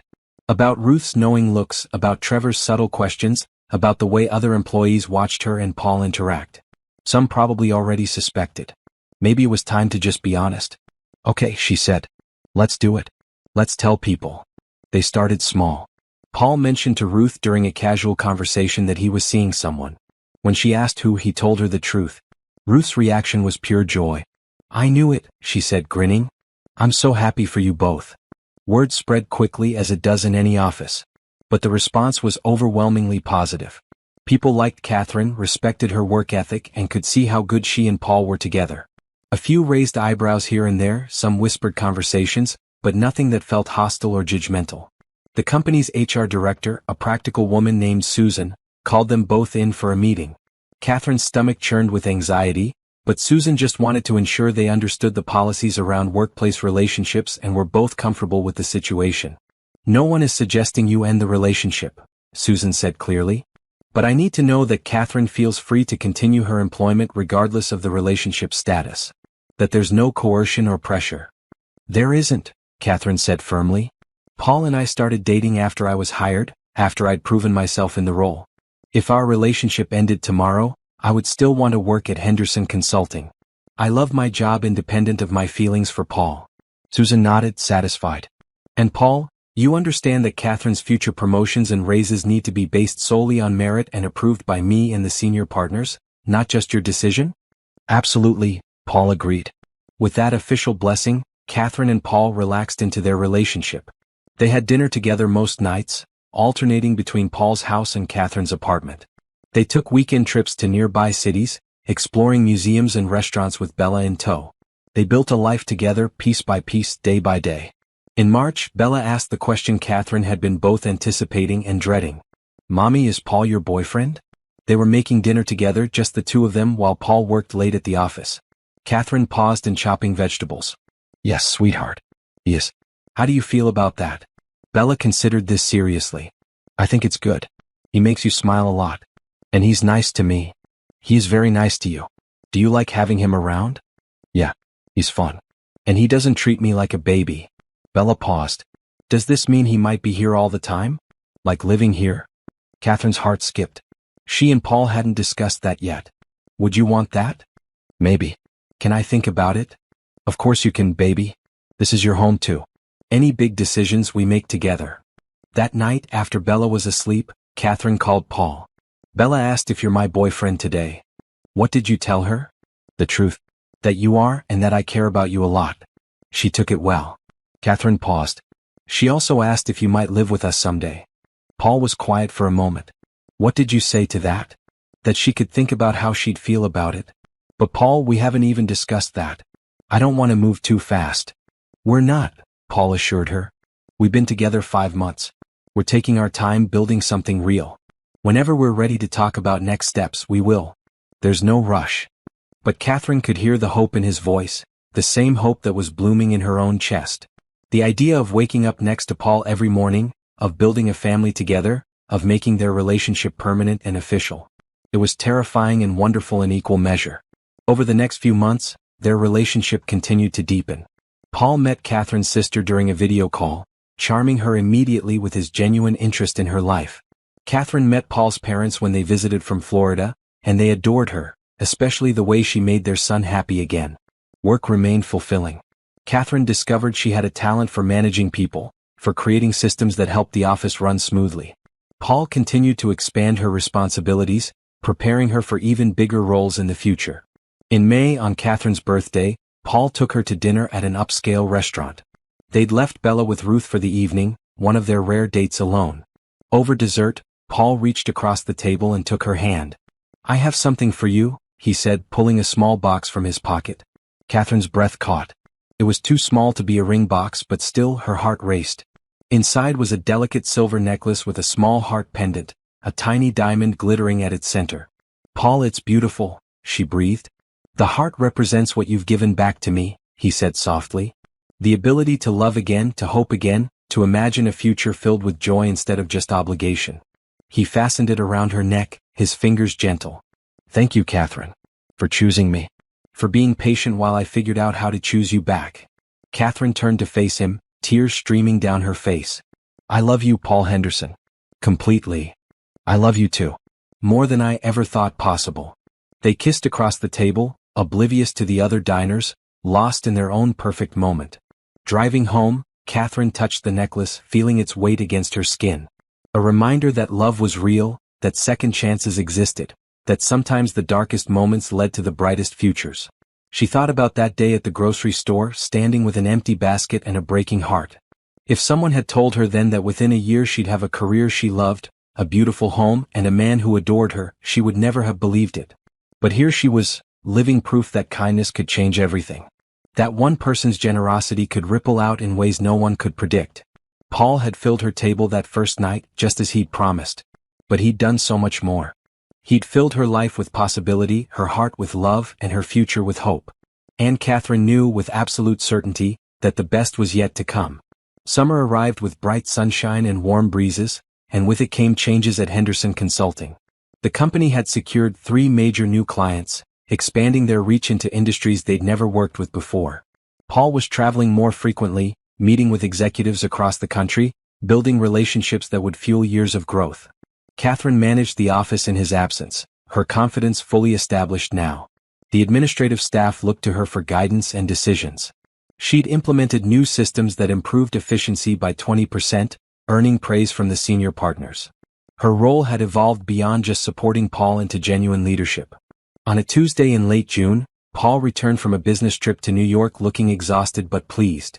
Catherine had arranged his schedule to give him a light day for recovery, just a few internal meetings and time to catch up on emails. "You're a lifesaver," he said, sinking into his office chair. "I don't know how I functioned before you." "Probably not very well," Catherine teased, bringing him coffee the way he liked it. That evening they had dinner plans with some of Paul's longtime friends, a couple named Richard and Sophie Martinez who were visiting from Chicago. Paul had known them since college and he was excited for Catherine to meet them. The restaurant was elegant, the kind with cloth napkins and multiple forks. Catherine wore a blue dress that Paul had bought her for her birthday, simple but sophisticated. She'd come a long way from the woman in the worn jacket outside the grocery store. Richard and Sophie were warm and friendly, immediately putting Catherine at ease. Richard ran a tech startup while Sophie worked as a marketing executive. They'd been married for 15 years and had 2 teenage children. "Paul talks about you constantly," Sophie said with a knowing smile. "Catherine this, Catherine that. It's wonderful to finally meet the woman who brought him back to life." Catherine blushed. "He exaggerates." "Actually, he doesn't," Richard interjected. "We've known Paul for 20 years. After Hannah died, he retreated into himself. We worried about him, tried to get him to date, to engage with life again. Nothing worked. Then suddenly, about 6 months ago, he calls us sounding happy. Really happy. Said he'd met someone special." Paul reached under the table and squeezed Catherine's hand. "I did meet someone special." Dinner conversation flowed easily. They talked about business, travel, families. Catherine shared stories about Bella, and Sophie showed pictures of her own children. Richard and Paul reminisced about college adventures, making everyone laugh with their ridiculous antics. Then, as dessert arrived, Sophie asked the question that changed everything. "So Catherine, how does it feel working for a billionaire? Does Paul make you count his money or something?" Catherine laughed, assuming it was a joke. "Paul's successful, but I don't think billionaire is quite accurate." The table went quiet. Sophie's eyes widened. Richard cleared his throat awkwardly. Paul's face went carefully blank. "Catherine," Sophie said slowly, "you do know about Henderson Holdings, right? The parent company that owns Henderson Consulting and about 40 other businesses."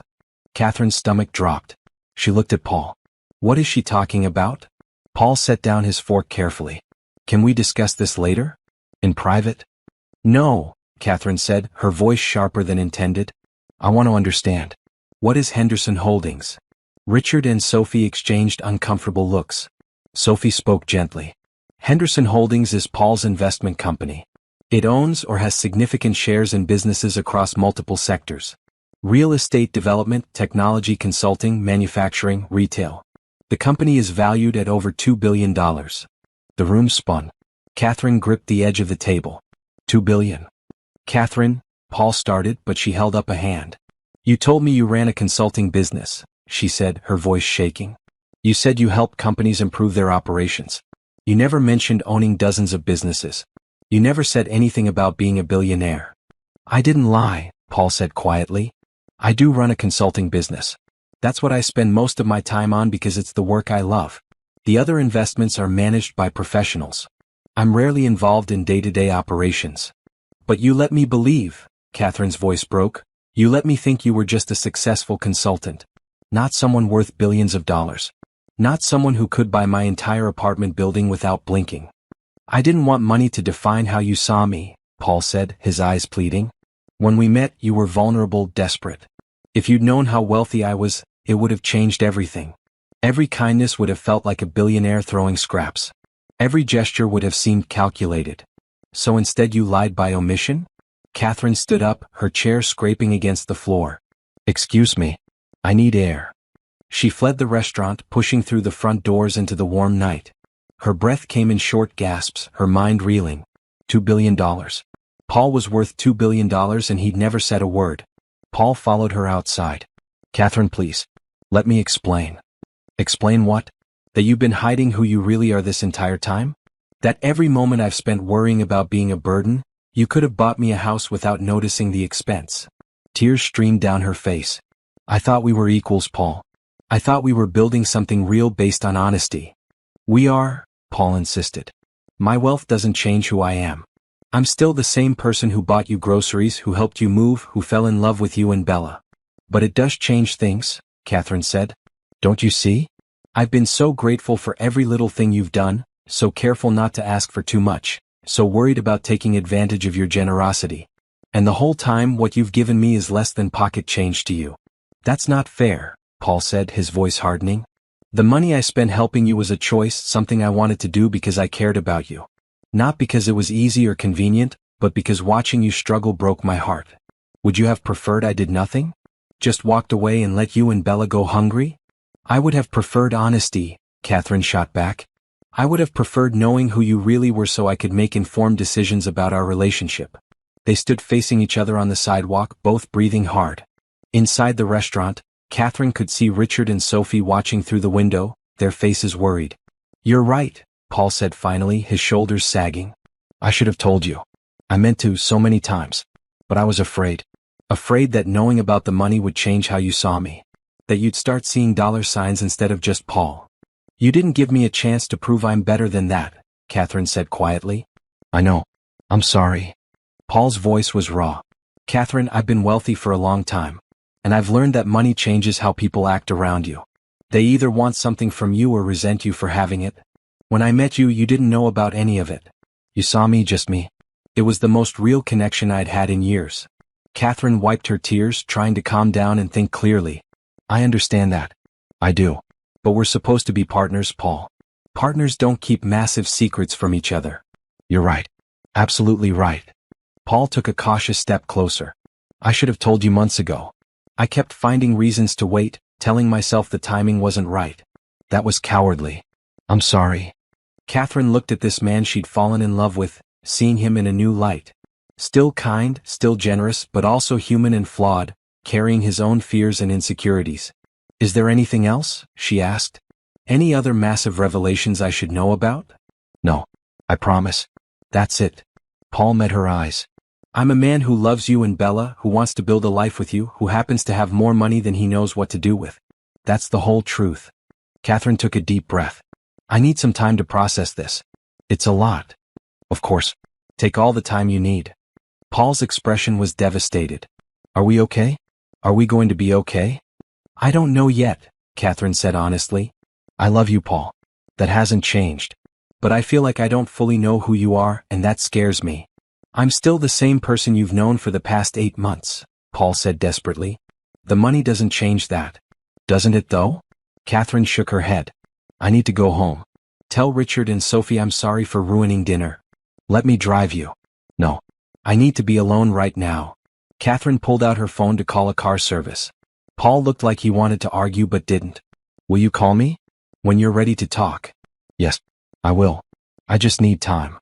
The car arrived and Catherine got in, leaving Paul standing on the sidewalk, his hands in his pockets, looking more alone than she'd ever seen him. On the drive home, Catherine's mind raced.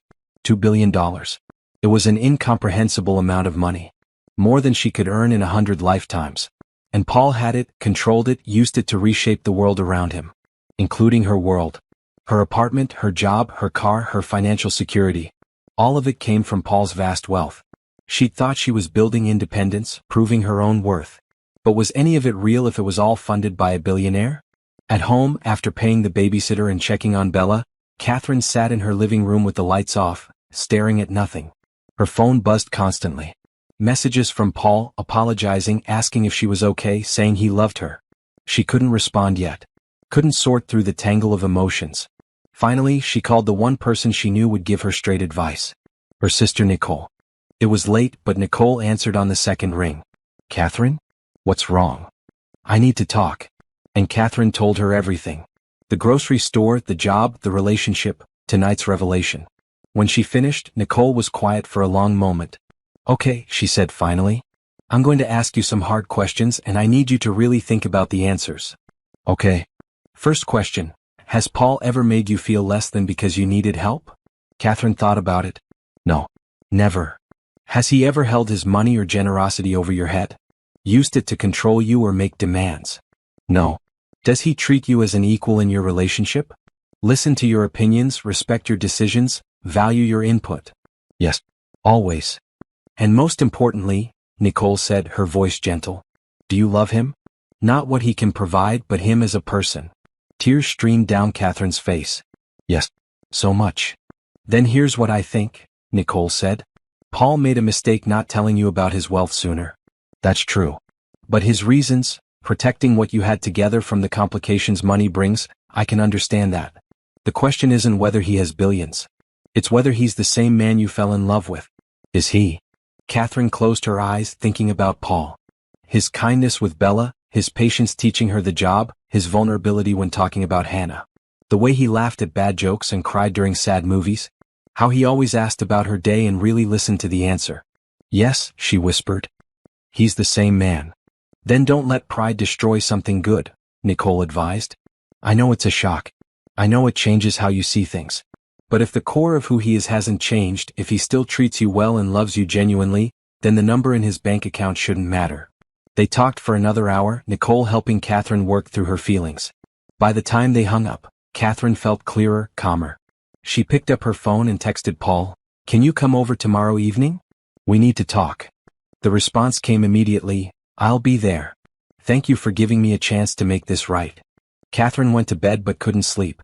She kept thinking about Paul's face when she'd left him on the sidewalk, the devastation in his eyes. He made a mistake, yes. But he'd done it out of fear, not malice. And wasn't she guilty of the same thing? Hiding her own fears and insecurities, presenting the version of herself she thought Paul wanted to see? Real relationships required vulnerability. It required trusting someone with the messy, complicated truth of who you were. Paul had failed at that tonight, but he was trying. And Catherine needed to try too. The next evening, Paul arrived at 7, looking nervous and exhausted. Catherine let him in, gestured to the couch. "Bella's at a friend's house for a sleepover," she said. "We can talk freely." Paul sat on the edge of the couch, his hands clasped between his knees. "Catherine, I am so sorry. You were right, I should have told you. I was selfish and scared and I hurt you because of it. That's inexcusable." Catherine sat across from him in the armchair, maintaining some distance while she organized her thoughts. "You did hurt me," she said. "Not because of the money itself, but because you didn't trust me with the truth. You made that choice for both of us, deciding I couldn't handle knowing who you really were." "I was wrong," Paul said simply. "Completely wrong." "You were," Catherine agreed. "But I've been thinking about why you did it and I understand the fear. Money does change things. I've seen it already in how people at the office sometimes treat me differently once they knew we were dating. I imagine it's 1,000 times worse when you're talking about billions." She leaned forward, meeting his eyes. "But Paul, if we're going to have any kind of future together, we have to trust each other completely. No more secrets, no more protecting each other from difficult truths. We're partners and partners don't hide things." "You're right. Absolutely right." Paul's voice was thick with emotion. "I promise complete honesty from now on. About everything. I need to know about your life," Catherine continued. "The businesses, the investments, what your world really looks like. Not because I want access to your money, but because I want to understand who you are fully." "I'll tell you anything you want to know," Paul said eagerly. "Every detail, every number. I'll show you exactly what my financial situation is so there are no more surprises." Catherine nodded. "And I need you to understand something too. I fell in love with you before I knew about any of this. The man who bought me groceries, who helped me find an apartment, who plays board games with my daughter and listens to her endless stories about school. That's the Paul, the first love. The billions don't change that." Paul's face crumpled with relief. "You still love me?" Of course I still love you, Catherine said, her own tears flowing now. I was hurt and shocked and confused, but that didn't erase 8 months of building something real together. You're still you, Paul. Just you with a much larger bank account than I realized. Paul crossed the space between them, kneeling in front of her chair and taking her hands. I love you so much, Catherine. You and Bella, you're my family. You're what matters, not the money or the businesses or any of it. Without you, it's all just numbers on a page. Catherine cupped his face in her hands. Then help me understand your world. Teach me about what you do, who you are when you're managing all these companies. Don't hide parts of yourself because you're afraid I'll judge you. I won't, Paul promised. Starting now, complete transparency. They talked late into the night. Paul explained Henderson Holdings, how he built it over 15 years through smart investments and strategic acquisitions. He showed her financial statements on his phone, helping her understand the scope of his wealth and how it was managed. Most of it is tied up in the businesses, he explained. I don't have $2 billion sitting in a bank account. But my net worth, the value of everything I own, it's in that range. And the consulting business? Catherine asked. That's my passion project. It doesn't generate the most revenue compared to my other holdings, but it's the work I love most. Helping companies solve problems, that's what energizes me. Paul smiled softly. Everything else, the investments and holdings, those are just means to an end. Ways to ensure financial security so I can focus on the work that matters. Catherine absorbed this new information, fitting it into her understanding of who Paul was. What about charity? Do you give a lot away? About 30% of annual profits go to various foundations and causes. Education, medical research, poverty relief. I've been doing it quietly for years. Why quietly? Paul shrugged. Because the point isn't recognition. It's helping. Though I've been thinking lately about being more public with it, using my platform to encourage others to give. They talked until midnight, Paul answering every question Catherine had. By the end, she felt like she finally knew the complete picture of the man she loved. Can I stay? Paul asked quietly. Just hold you while we sleep? I've missed you so much the past 2 days. Catherine nodded and they moved to her bedroom. They lay together in the dark, Paul's arms around her, both finding comfort in the closeness. I'm sorry I wasn't honest from the beginning, Paul whispered into her hair. I'm sorry I ran away instead of staying to work through it, Catherine replied. We're learning, Paul said. Learning how to be together, how to navigate the complicated parts. That's okay. As long as we keep choosing each other. I'll always choose you, Catherine promised. And as she drifted off to sleep, safe in Paul's arms, Catherine realized something important. The money didn't matter. Not really. What mattered was the heart of the man holding her, the kindness he showed to strangers, the love he gave so freely. Paul Henderson the billionaire was impressive. But Paul Henderson the man was extraordinary. And he was hers. The rest of the summer passed in a blur of happiness. True to his word, Paul opened his life completely to Catherine. He took her to board meetings for Henderson Holdings, introduced her to the investment managers who handled his portfolio, explained the intricate web of businesses he owned or had stakes in. Catherine discovered that Paul's wealth, while vast, wasn't frivolous. Every investment served a purpose, creating jobs, advancing technology, supporting sustainable business practices. He wasn't just accumulating money. He was trying to make a positive impact on the world. She also met more of his world. Business associates, fellow investors, philanthropists. Some were kind and welcoming. Others looked at Catherine with barely concealed judgment, seeing a single mother who'd lucked into a billionaire's affection. She learned to ignore the whispers, to hold her head high, to remember that Paul chose her for who she was, not what she had. At work, Catherine's role continued to expand.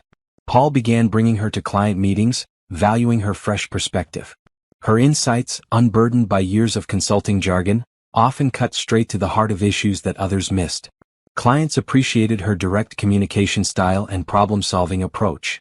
By August, Paul promoted her again, this time to Director of Operations. It was a significant role with real authority, managing not just the office but coordinating across the company's 3 locations. The salary that came with it, $90,000 a year, made Catherine's head spin. She'd gone from making $35,000 at the factory to this in just 10 months. You've earned every penny, Paul insisted when she expressed concern about moving up too quickly. This isn't favoritism, Catherine. The senior partners all agreed you were the right person for this role. You've proven yourself again and again. At home, Bella thrived. She'd grown 2 inches over the summer, her artistic skills blossoming. She asked for piano lessons and Catherine enrolled her immediately, no longer having to calculate whether they could afford it. Watching Bella sit at the keyboard, concentrating intensely on learning a new song, Catherine felt overwhelming gratitude for how far they'd come. Sunday dinners had become tradition. Sometimes they were at Catherine's apartment, sometimes at Paul's house. Often they included Ruth's family or other friends from the office. Paul was teaching Catherine and Bella to cook, sharing recipes Hannah had loved. One Sunday in September, after a meal of homemade lasagna, Bella asked the question they'd both been waiting for. "Paul, are you going to marry my mommy?" Catherine nearly dropped the plate she was washing. Paul, sitting at the kitchen table helping Bella with a puzzle, went very still. "Bella," Catherine started, but Paul held up a hand. "It's okay." He turned to Bella, his expression serious. "Would you like me to marry your mommy?" Bella considered this carefully. "Would that mean you'd be my daddy?" "It would mean I'd be your stepfather. Which is like a daddy, someone who loves you and takes care of you and wants to be part of your family. Your biological father will always be your father, even though he's not in your life right now. But I could be an additional parent if you'd want that." Bella's biological father had left before she was born, a college boyfriend who'd made it clear he wanted no part of parenthood. Catherine had raised Bella alone from the beginning, and Bella had no memory of ever having a father figure until Paul. "I would like that," Bella said softly. "You already feel like a daddy. You come to my school stuff and help with homework and make mommy happy. If you married her, could I call you dad?" Paul's eyes went bright with tears. "I would be honored if you called me dad." Bella launched herself at Paul, hugging him tight. Over her head, Paul met Catherine's eyes. The look they shared was full of promise and possibility. That night, after Bella was asleep, Catherine and Paul sat together on the couch. "We should probably talk about that conversation," Catherine said. "Probably," Paul agreed. "For what it's worth, I meant what I said to Bella. I'd be honored to be her stepfather. She already loves you like a father. The title would just make it official." Paul took Catherine's hand, his thumb tracing circles on her palm. "I want to marry you, Catherine. I've wanted it for months. But I didn't want to rush you, didn't want you to feel pressured because of everything I've given you." "I don't feel pressured," Catherine said. "I feel loved. And I want to marry you too." Paul's face broke into a huge smile. "Really? Really? You've become essential to my life, to Bella's life. I can't imagine a future without you in it." "I'm going to do this properly," Paul said, standing up and pulling Catherine to her feet. "With a ring and a romantic proposal and everything you deserve. But I need you to know, right now, that I'm completely committed to building a life with you and Bella. You're my family. The most important thing in my world."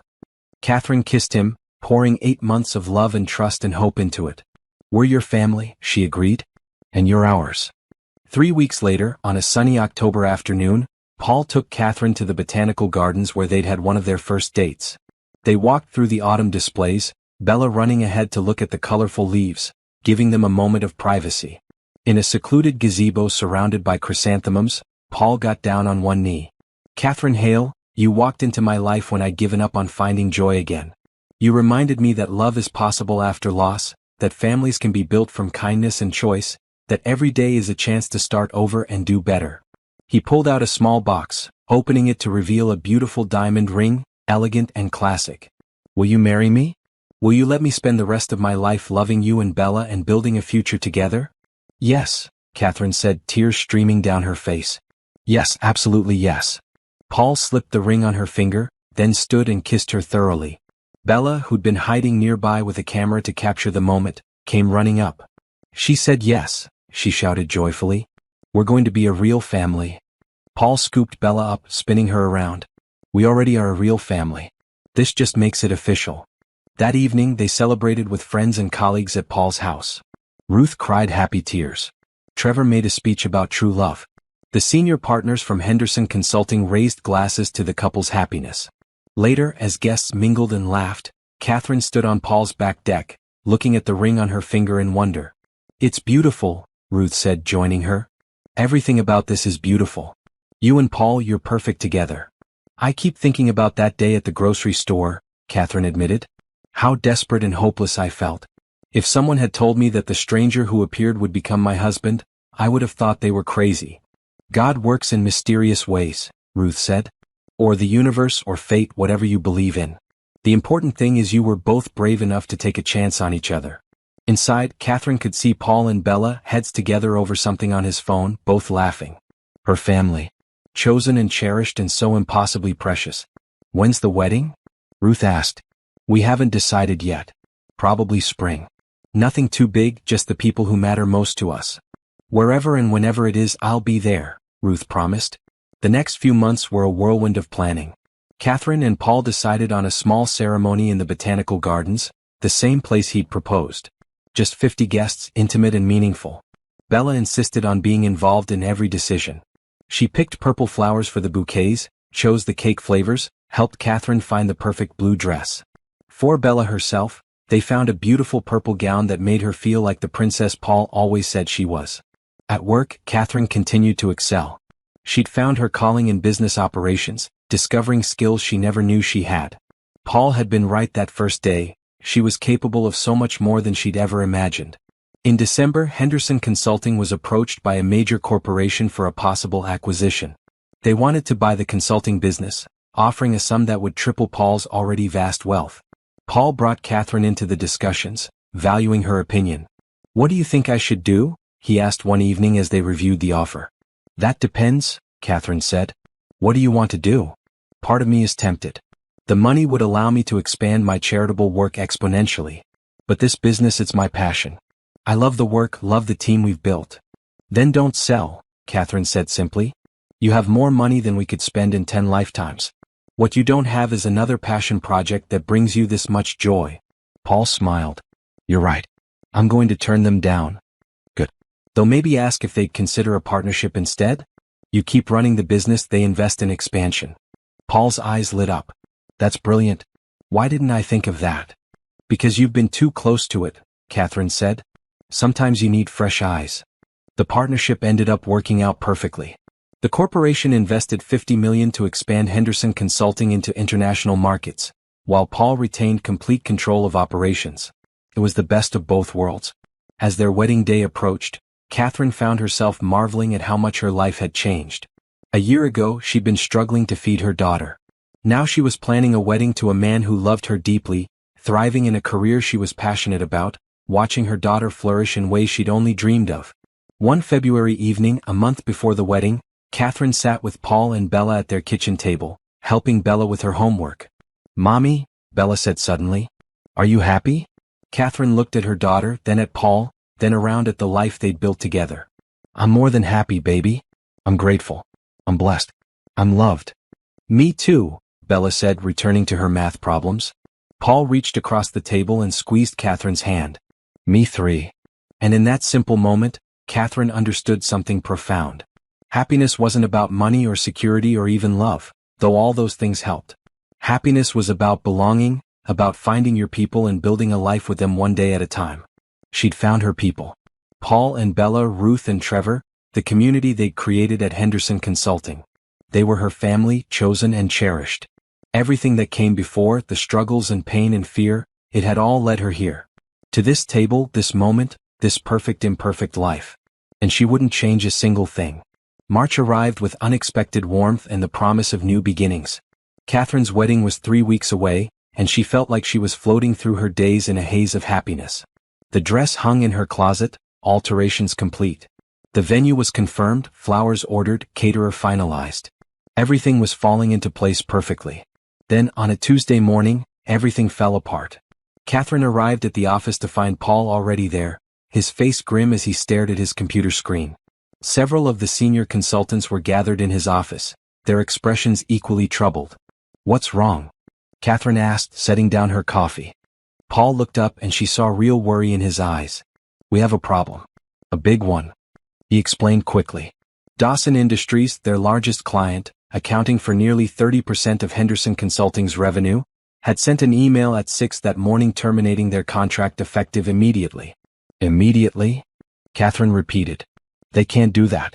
We have a 3-month termination clause in the contract. They're invoking the ethics violation provision, James, one of the senior partners, said grimly.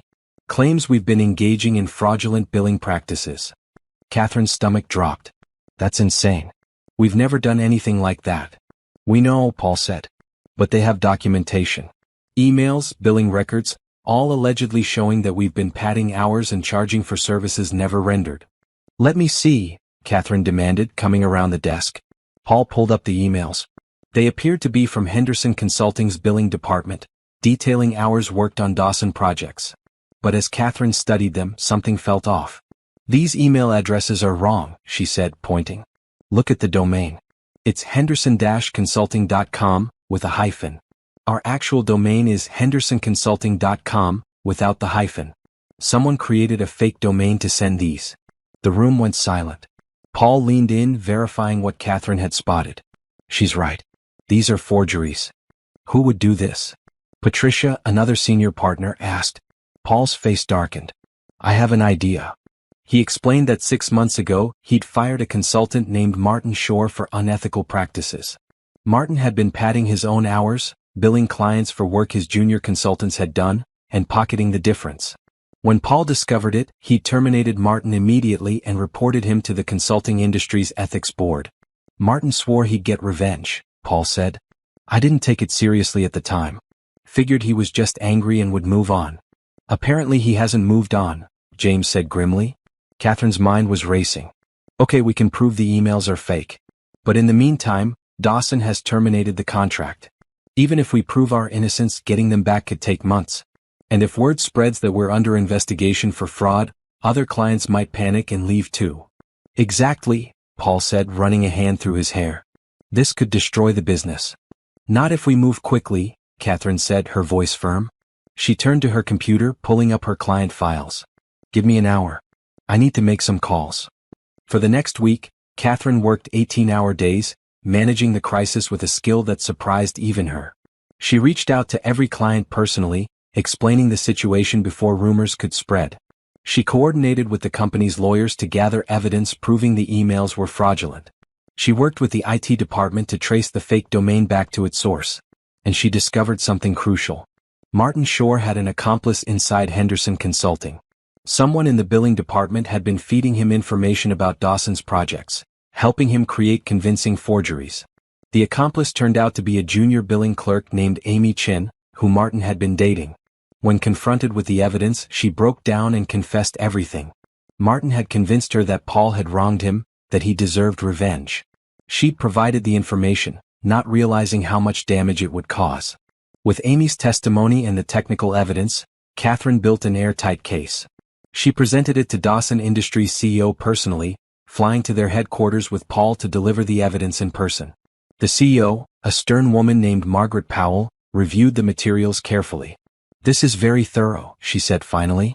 It appears you've been the victims of a sophisticated fraud. We have, Paul confirmed. And we understand if you need time to verify everything independently. But we wanted you to know that Henderson Consulting has never and will never engage in fraudulent billing. Our reputation is built on integrity. Margaret studied them both. I've worked with your company for 5 years, Paul. In that time, I've never had reason to question your ethics. This whole situation felt wrong from the start, but when I saw those emails, I had to act. We understand completely, Catherine said. In your position, we would have done the same thing. Tell me about you, Margaret said, turning her attention to Catherine. I don't believe we've met. Catherine Hale, Director of Operations for Henderson Consulting. And my fiancée, Paul added, pride evident in his voice. Margaret's eyebrows rose. Really? Office romance. Something like that, Catherine said, smiling. More like he rescued me from a terrible situation and I fell in love with his kindness. Interesting. Paul, I've known you for years and never seen you this happy. This woman must be something special. She is, Paul said simply. She's the one who figured out the emails were fake. She's the one who uncovered the conspiracy. She's the one who's been holding everything together while I've been panicking about losing our biggest client. Margaret looked thoughtful.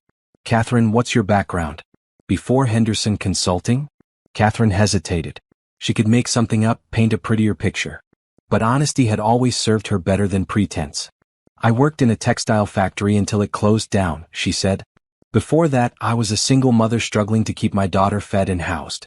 Paul gave me a chance when I had nothing, and I've been working to prove I deserved it ever since. And have you? Proved it? Every single day, Paul said firmly. Catherine is the most capable person I've ever worked with. Her intelligence, her work ethic, her ability to see solutions others miss, it's extraordinary. Hiring her was the best business decision I've ever made. Margaret smiled slightly. High praise. All right, I've made my decision. We're reinstating the contract, effective immediately. The termination was based on false information, so it's void.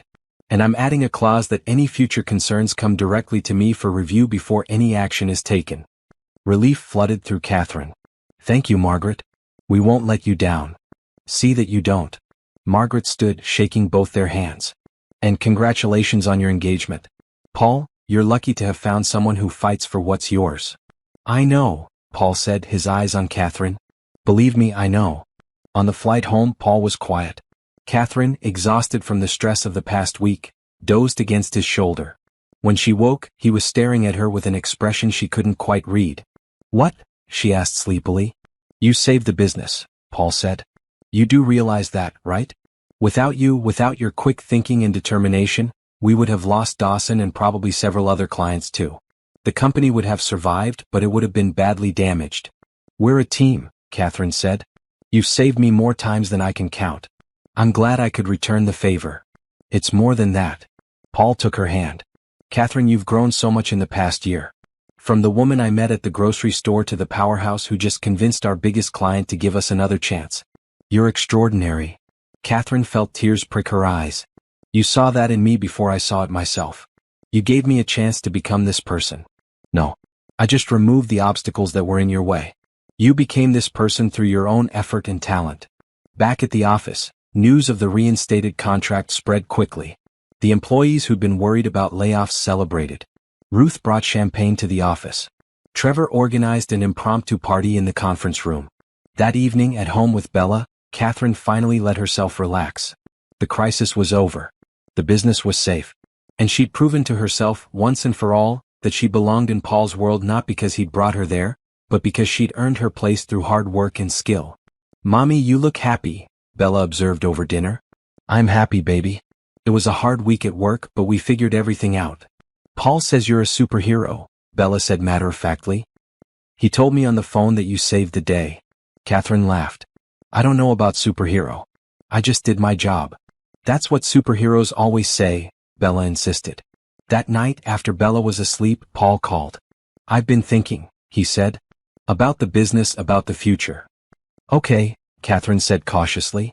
I want to make you a partner. Not just director of operations, but a full equity partner in Henderson Consulting. You've earned it, and I want you to have a real stake in what we're building. Catherine sat down hard on the couch. Paul, that's huge. Are you sure? I've never been more sure of anything.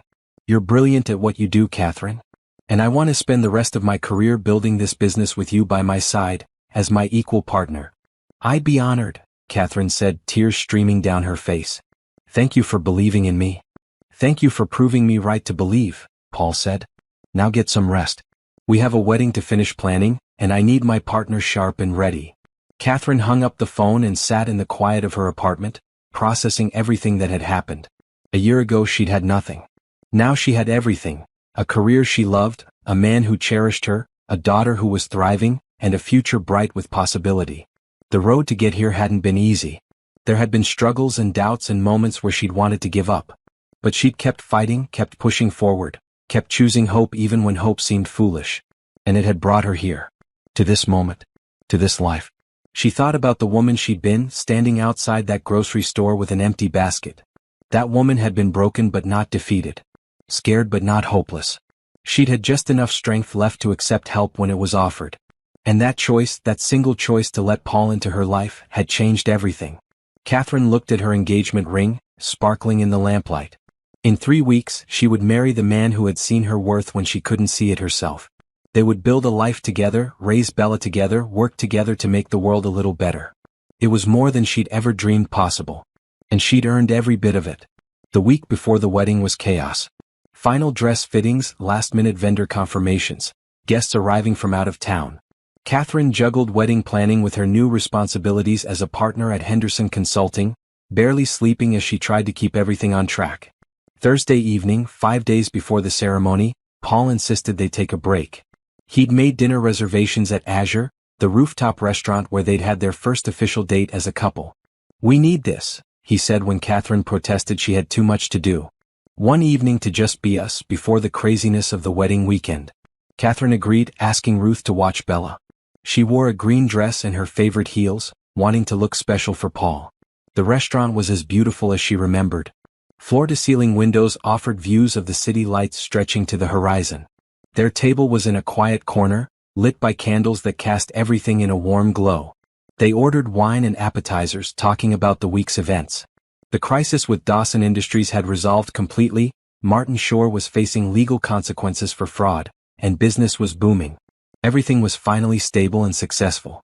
"I can't believe we're getting married in 5 days," Catherine said, sipping her wine. "Having second thoughts?" Paul asked, though his tone was light. "Not even for a second." "You? Never." Paul reached across the table and took her hand.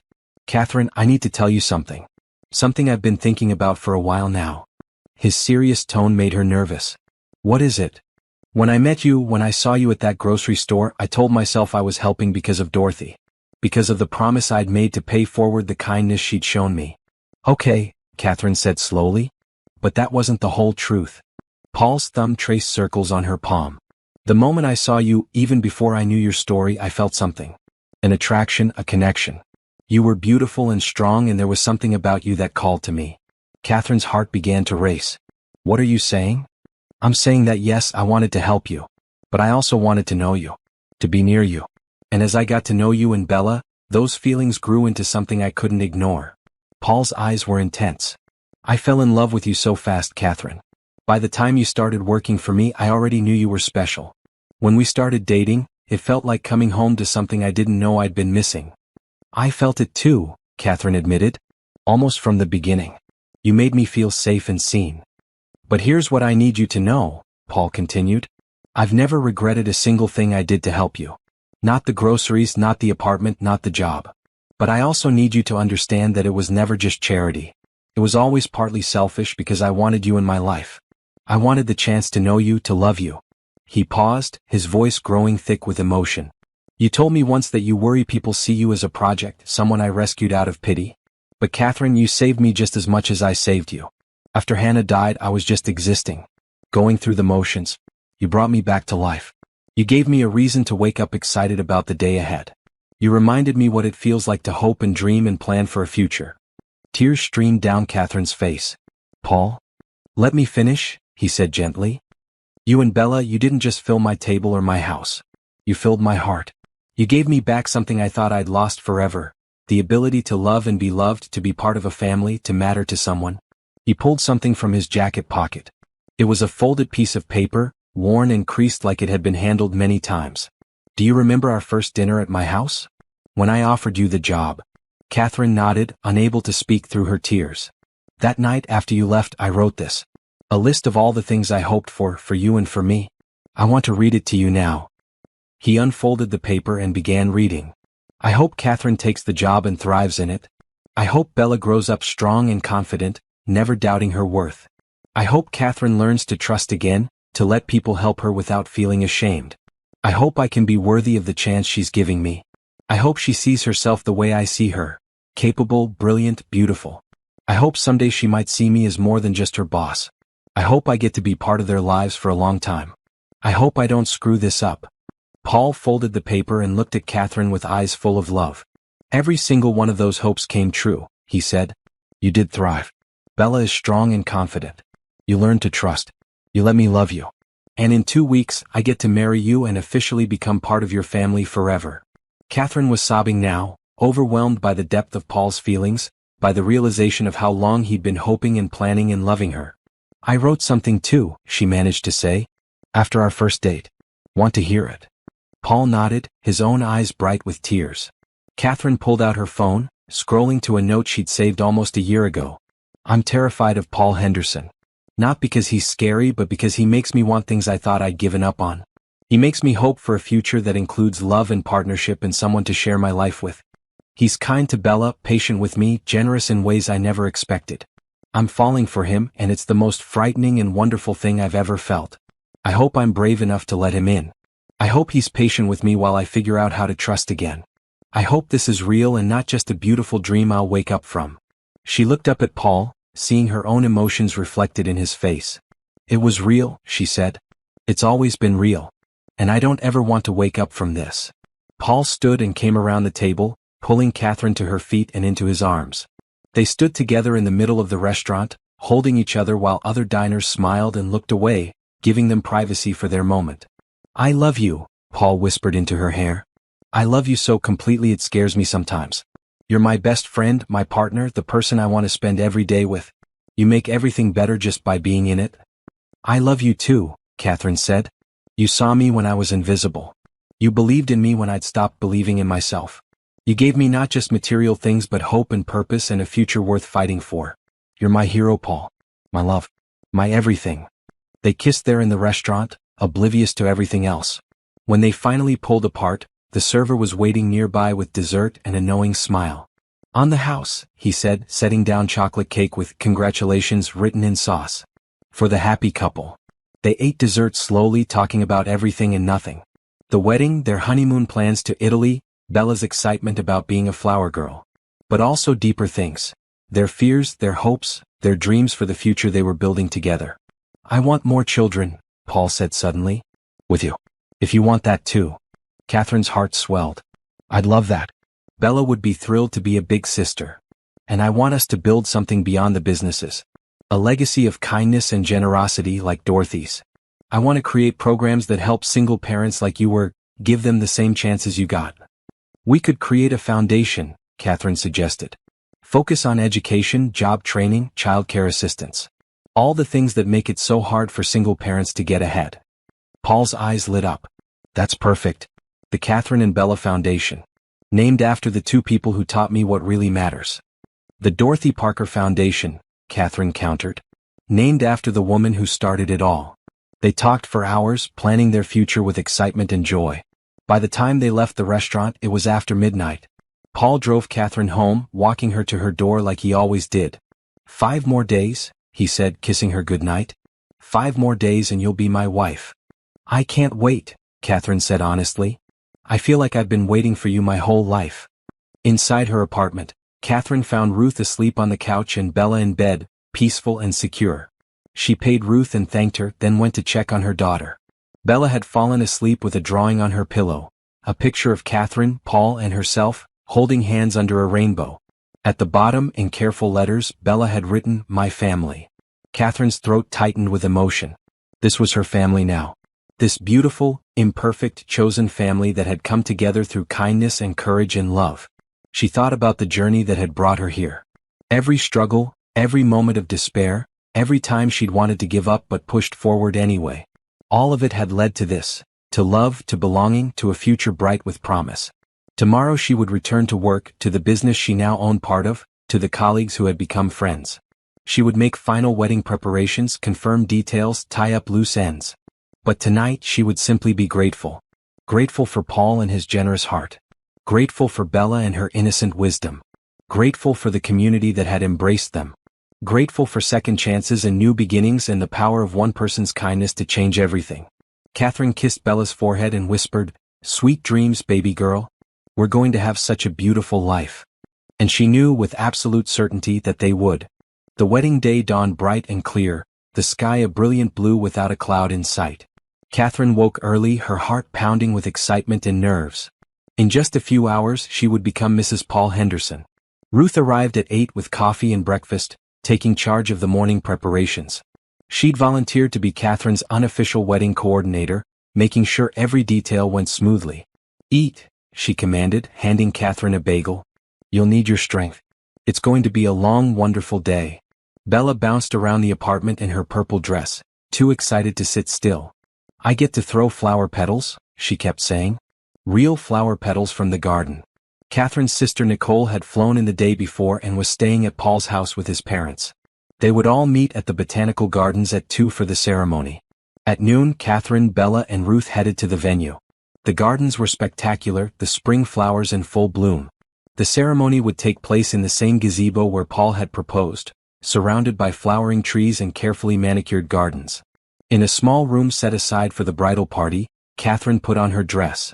It was simple but elegant, a blue gown with delicate lace details and a flowing skirt. She'd chosen blue because it was Paul's favorite color on her, and because she wanted to honor their tradition rather than follow conventions.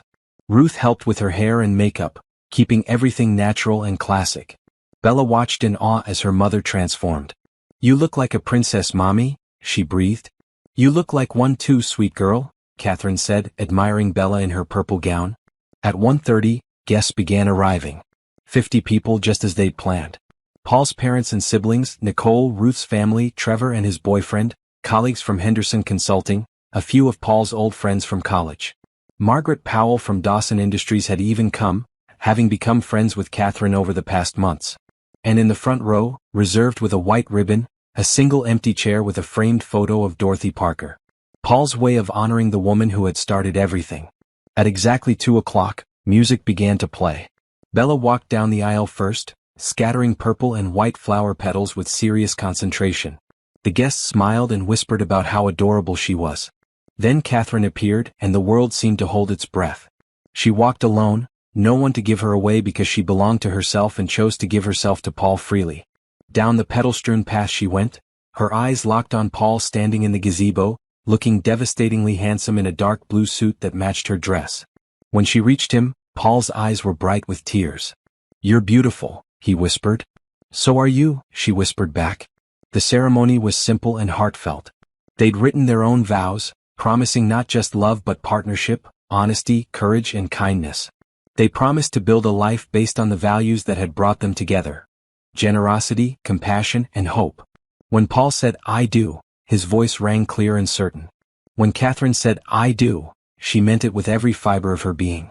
The officiant pronounced them husband and wife, and Paul kissed Catherine while their guests cheered and applauded. Bella ran up to join them and Paul scooped her up, the three of them embracing as a family for the first time officially. The reception was held in the garden's event hall, decorated with purple and white flowers, candles, and simple elegance. Dinner was served family-style at long tables, encouraging conversation and connection among the guests. Paul and Catherine's first dance was to a classic love song, both of them moving clumsily but happily, laughing at their own lack of grace. Then Paul danced with Bella, who stood on his feet while he waltzed her around the floor. Ruth gave a toast that had everyone crying and laughing.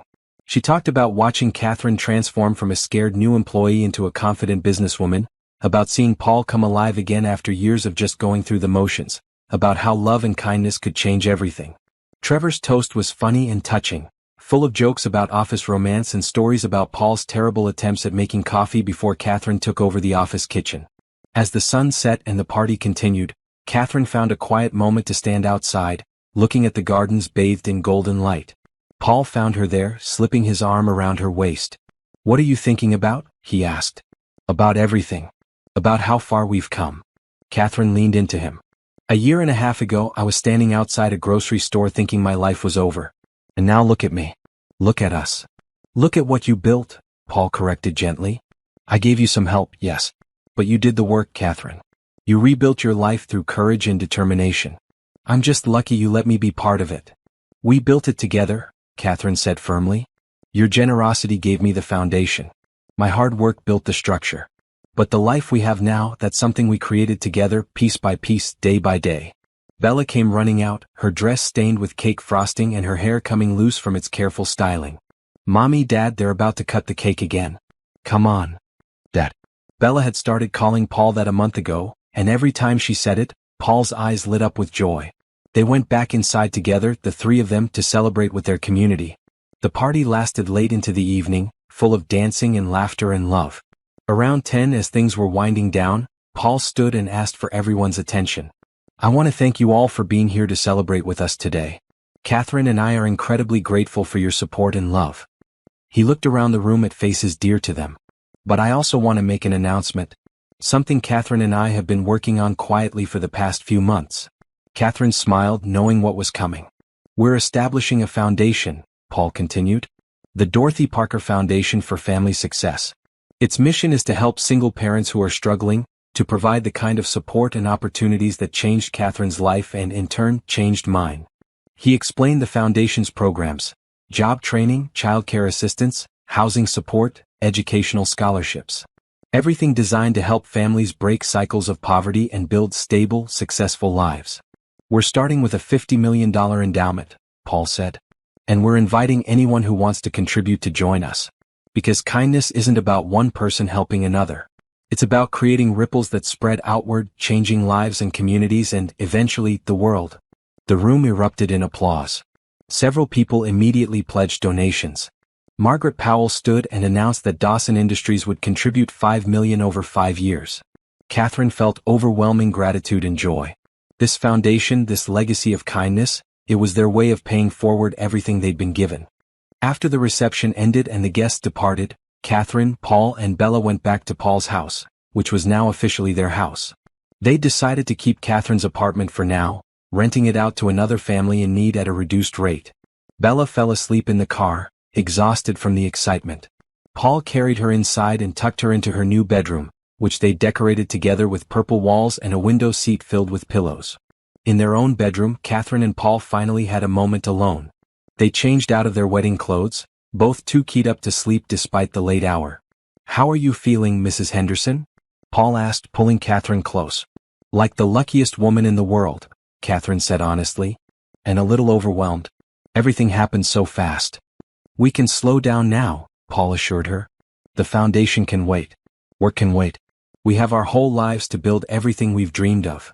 They talked late into the night, lying in bed together, planning their future. The foundation they would build. The family they hoped to grow. The trips they wanted to take with Bella. The difference they wanted to make in the world. "I've been thinking," Catherine said, "about my story. About how I got from that grocery store to here." "What about it?" "I want to share it.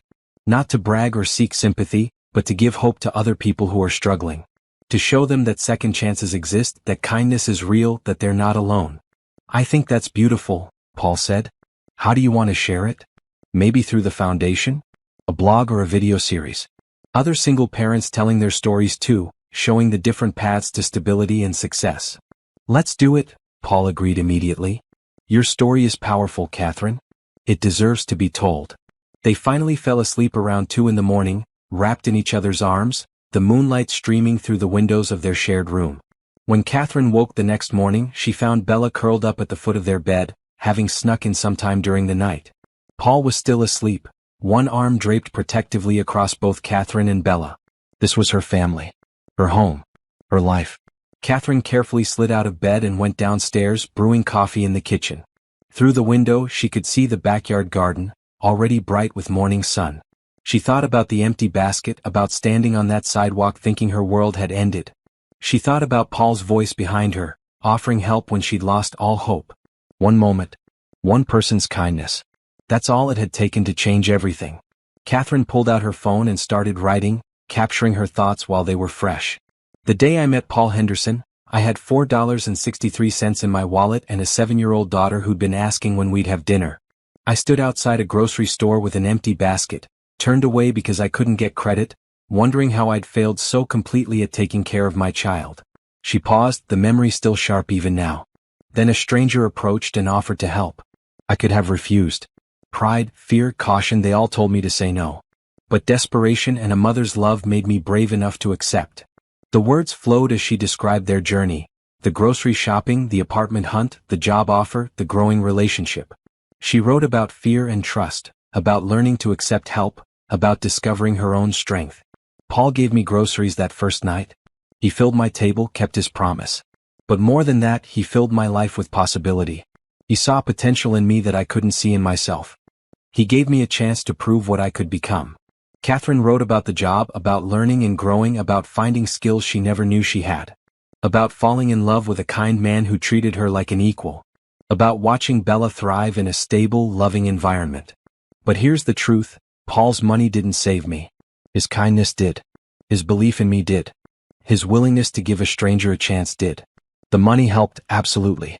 But what changed my life was being seen, valued, given an opportunity to show what I was capable of. She wrote about the foundation they were starting, about their mission to help other families in crisis. Kindness is contagious. It creates ripples that spread far beyond the original act. Paul's generosity to me has already touched dozens of lives through my work at Henderson Consulting, through the support we've given to employees, through the foundation we're building. And I hope those ripples will continue spreading, touching thousands more. When Paul came downstairs an hour later, Bella in tow, he found Catherine still writing. "What are you working on?" he asked, kissing the top of her head. "Our story. The first post for the Foundation blog." Catherine showed him what she'd written. Paul read it carefully, his expression growing soft. "It's perfect. Raw and honest and hopeful. That's what I want people to feel," Catherine said. "Hope. Because if I can go from desperate and scared to this, to having everything I've ever dreamed of, then anything is possible for anyone." Over breakfast, they talked about the Foundation's launch. They'd start small, helping a few families at a time, learning what worked and what didn't. Catherine would manage it part-time alongside her work at Henderson Consulting, with Paul providing financial oversight and strategic guidance. "I want to be hands-on," Catherine insisted. "I want to meet the families, understand their stories, help them navigate the process." I remember how overwhelming it all was. Having someone who'd been through it, who understood, that would have meant everything. "Then that's what we'll do," Paul agreed. 6 months later, the Dorothy Parker Foundation helped its first family, a single father named James Okafor who'd lost his job when his son was diagnosed with cancer. The foundation covered rent while James completed a coding boot camp, then helped him land a job with a tech startup. Within a year, James was stable, saving money, and able to focus on his son's recovery. His thank you letter to Catherine made her cry. "You showed me that accepting help isn't weakness, it's wisdom. You gave me hope when I thought hope was gone. My son and I have a future now, and it's because you cared enough to help a stranger." That letter went on the Foundation's wall, the first of hundreds that would eventually cover every surface of their office. Over the next few years, Catherine and Paul's life continued to blossom. Bella thrived, growing into a confident, compassionate teenager who volunteered with the Foundation and talked about becoming a social worker someday. Catherine and Paul had 2 more children, twins named Hannah and Dorothy, honoring the women who had shaped their lives. Henderson Consulting expanded internationally, with Catherine as Chief Operating Officer, managing operations across 12 countries. The Dorothy Parker Foundation helped over 5,000 families in its first 5 years, with plans to scale even further. But more than the professional success, more than the money or the growth, what mattered was the love they'd built. Sunday dinners remained sacred, now with a bigger table to accommodate their growing family and extended friend circle. They traveled together, worked together, built a life rich in love and purpose. And every year on the anniversary of that day at the grocery store, Catherine and Paul returned to the same spot. They'd buy groceries and donate them to families in need, remembering where they'd started, honoring how far they'd come. On their 10th anniversary, standing outside Green's Market with bags of groceries for the local food bank, Paul took Catherine's hand. "Do you ever regret it?" he asked. "Saying yes that day? Letting me into your life?" Catherine looked at her husband, the father of her children, her partner in every sense of the word. She thought about the beautiful mess of their life, the chaos of raising 3 kids, the demands of running businesses and a foundation, the occasional arguments and the constant negotiations of sharing a life with another person. "Not for a single second," she said firmly. "You promised to fill my table that night. You filled my whole life instead." "We filled each other's lives," Paul corrected, pulling her close. "That's what love does. It fills the empty spaces, it creates abundance from scarcity, it turns loneliness into belonging." They stood together in the parking lot where it had all begun, no longer strangers but soulmates, remembering the kindness that had changed everything. Because in the end, that's what it came down to. Not money or power or success but simple human kindness. One person seeing another's need and choosing to help. One person brave enough to accept that help despite pride and fear. That single choice, repeated daily in small ways and large, had built a life more beautiful than either of them had dared to imagine. Catherine Hale Henderson went home that evening to a house full of noise and love and chaos. To a daughter excited about her high school art show, to twins arguing over which bedtime story they wanted to hear, to a husband who still looked at her like she was the most precious thing in his world. She made dinner with Paul, the 2 of them moving around the kitchen in practiced synchronicity. They sat down at their big wooden table, the one they'd bought specifically because it could fit so many people, so much love. And as she looked around at her family, at this beautiful life they'd built from kindness and hope and courage, Catherine Hale Henderson smiled. Her table was full. Her heart was fuller. And she'd never been more grateful to be alive.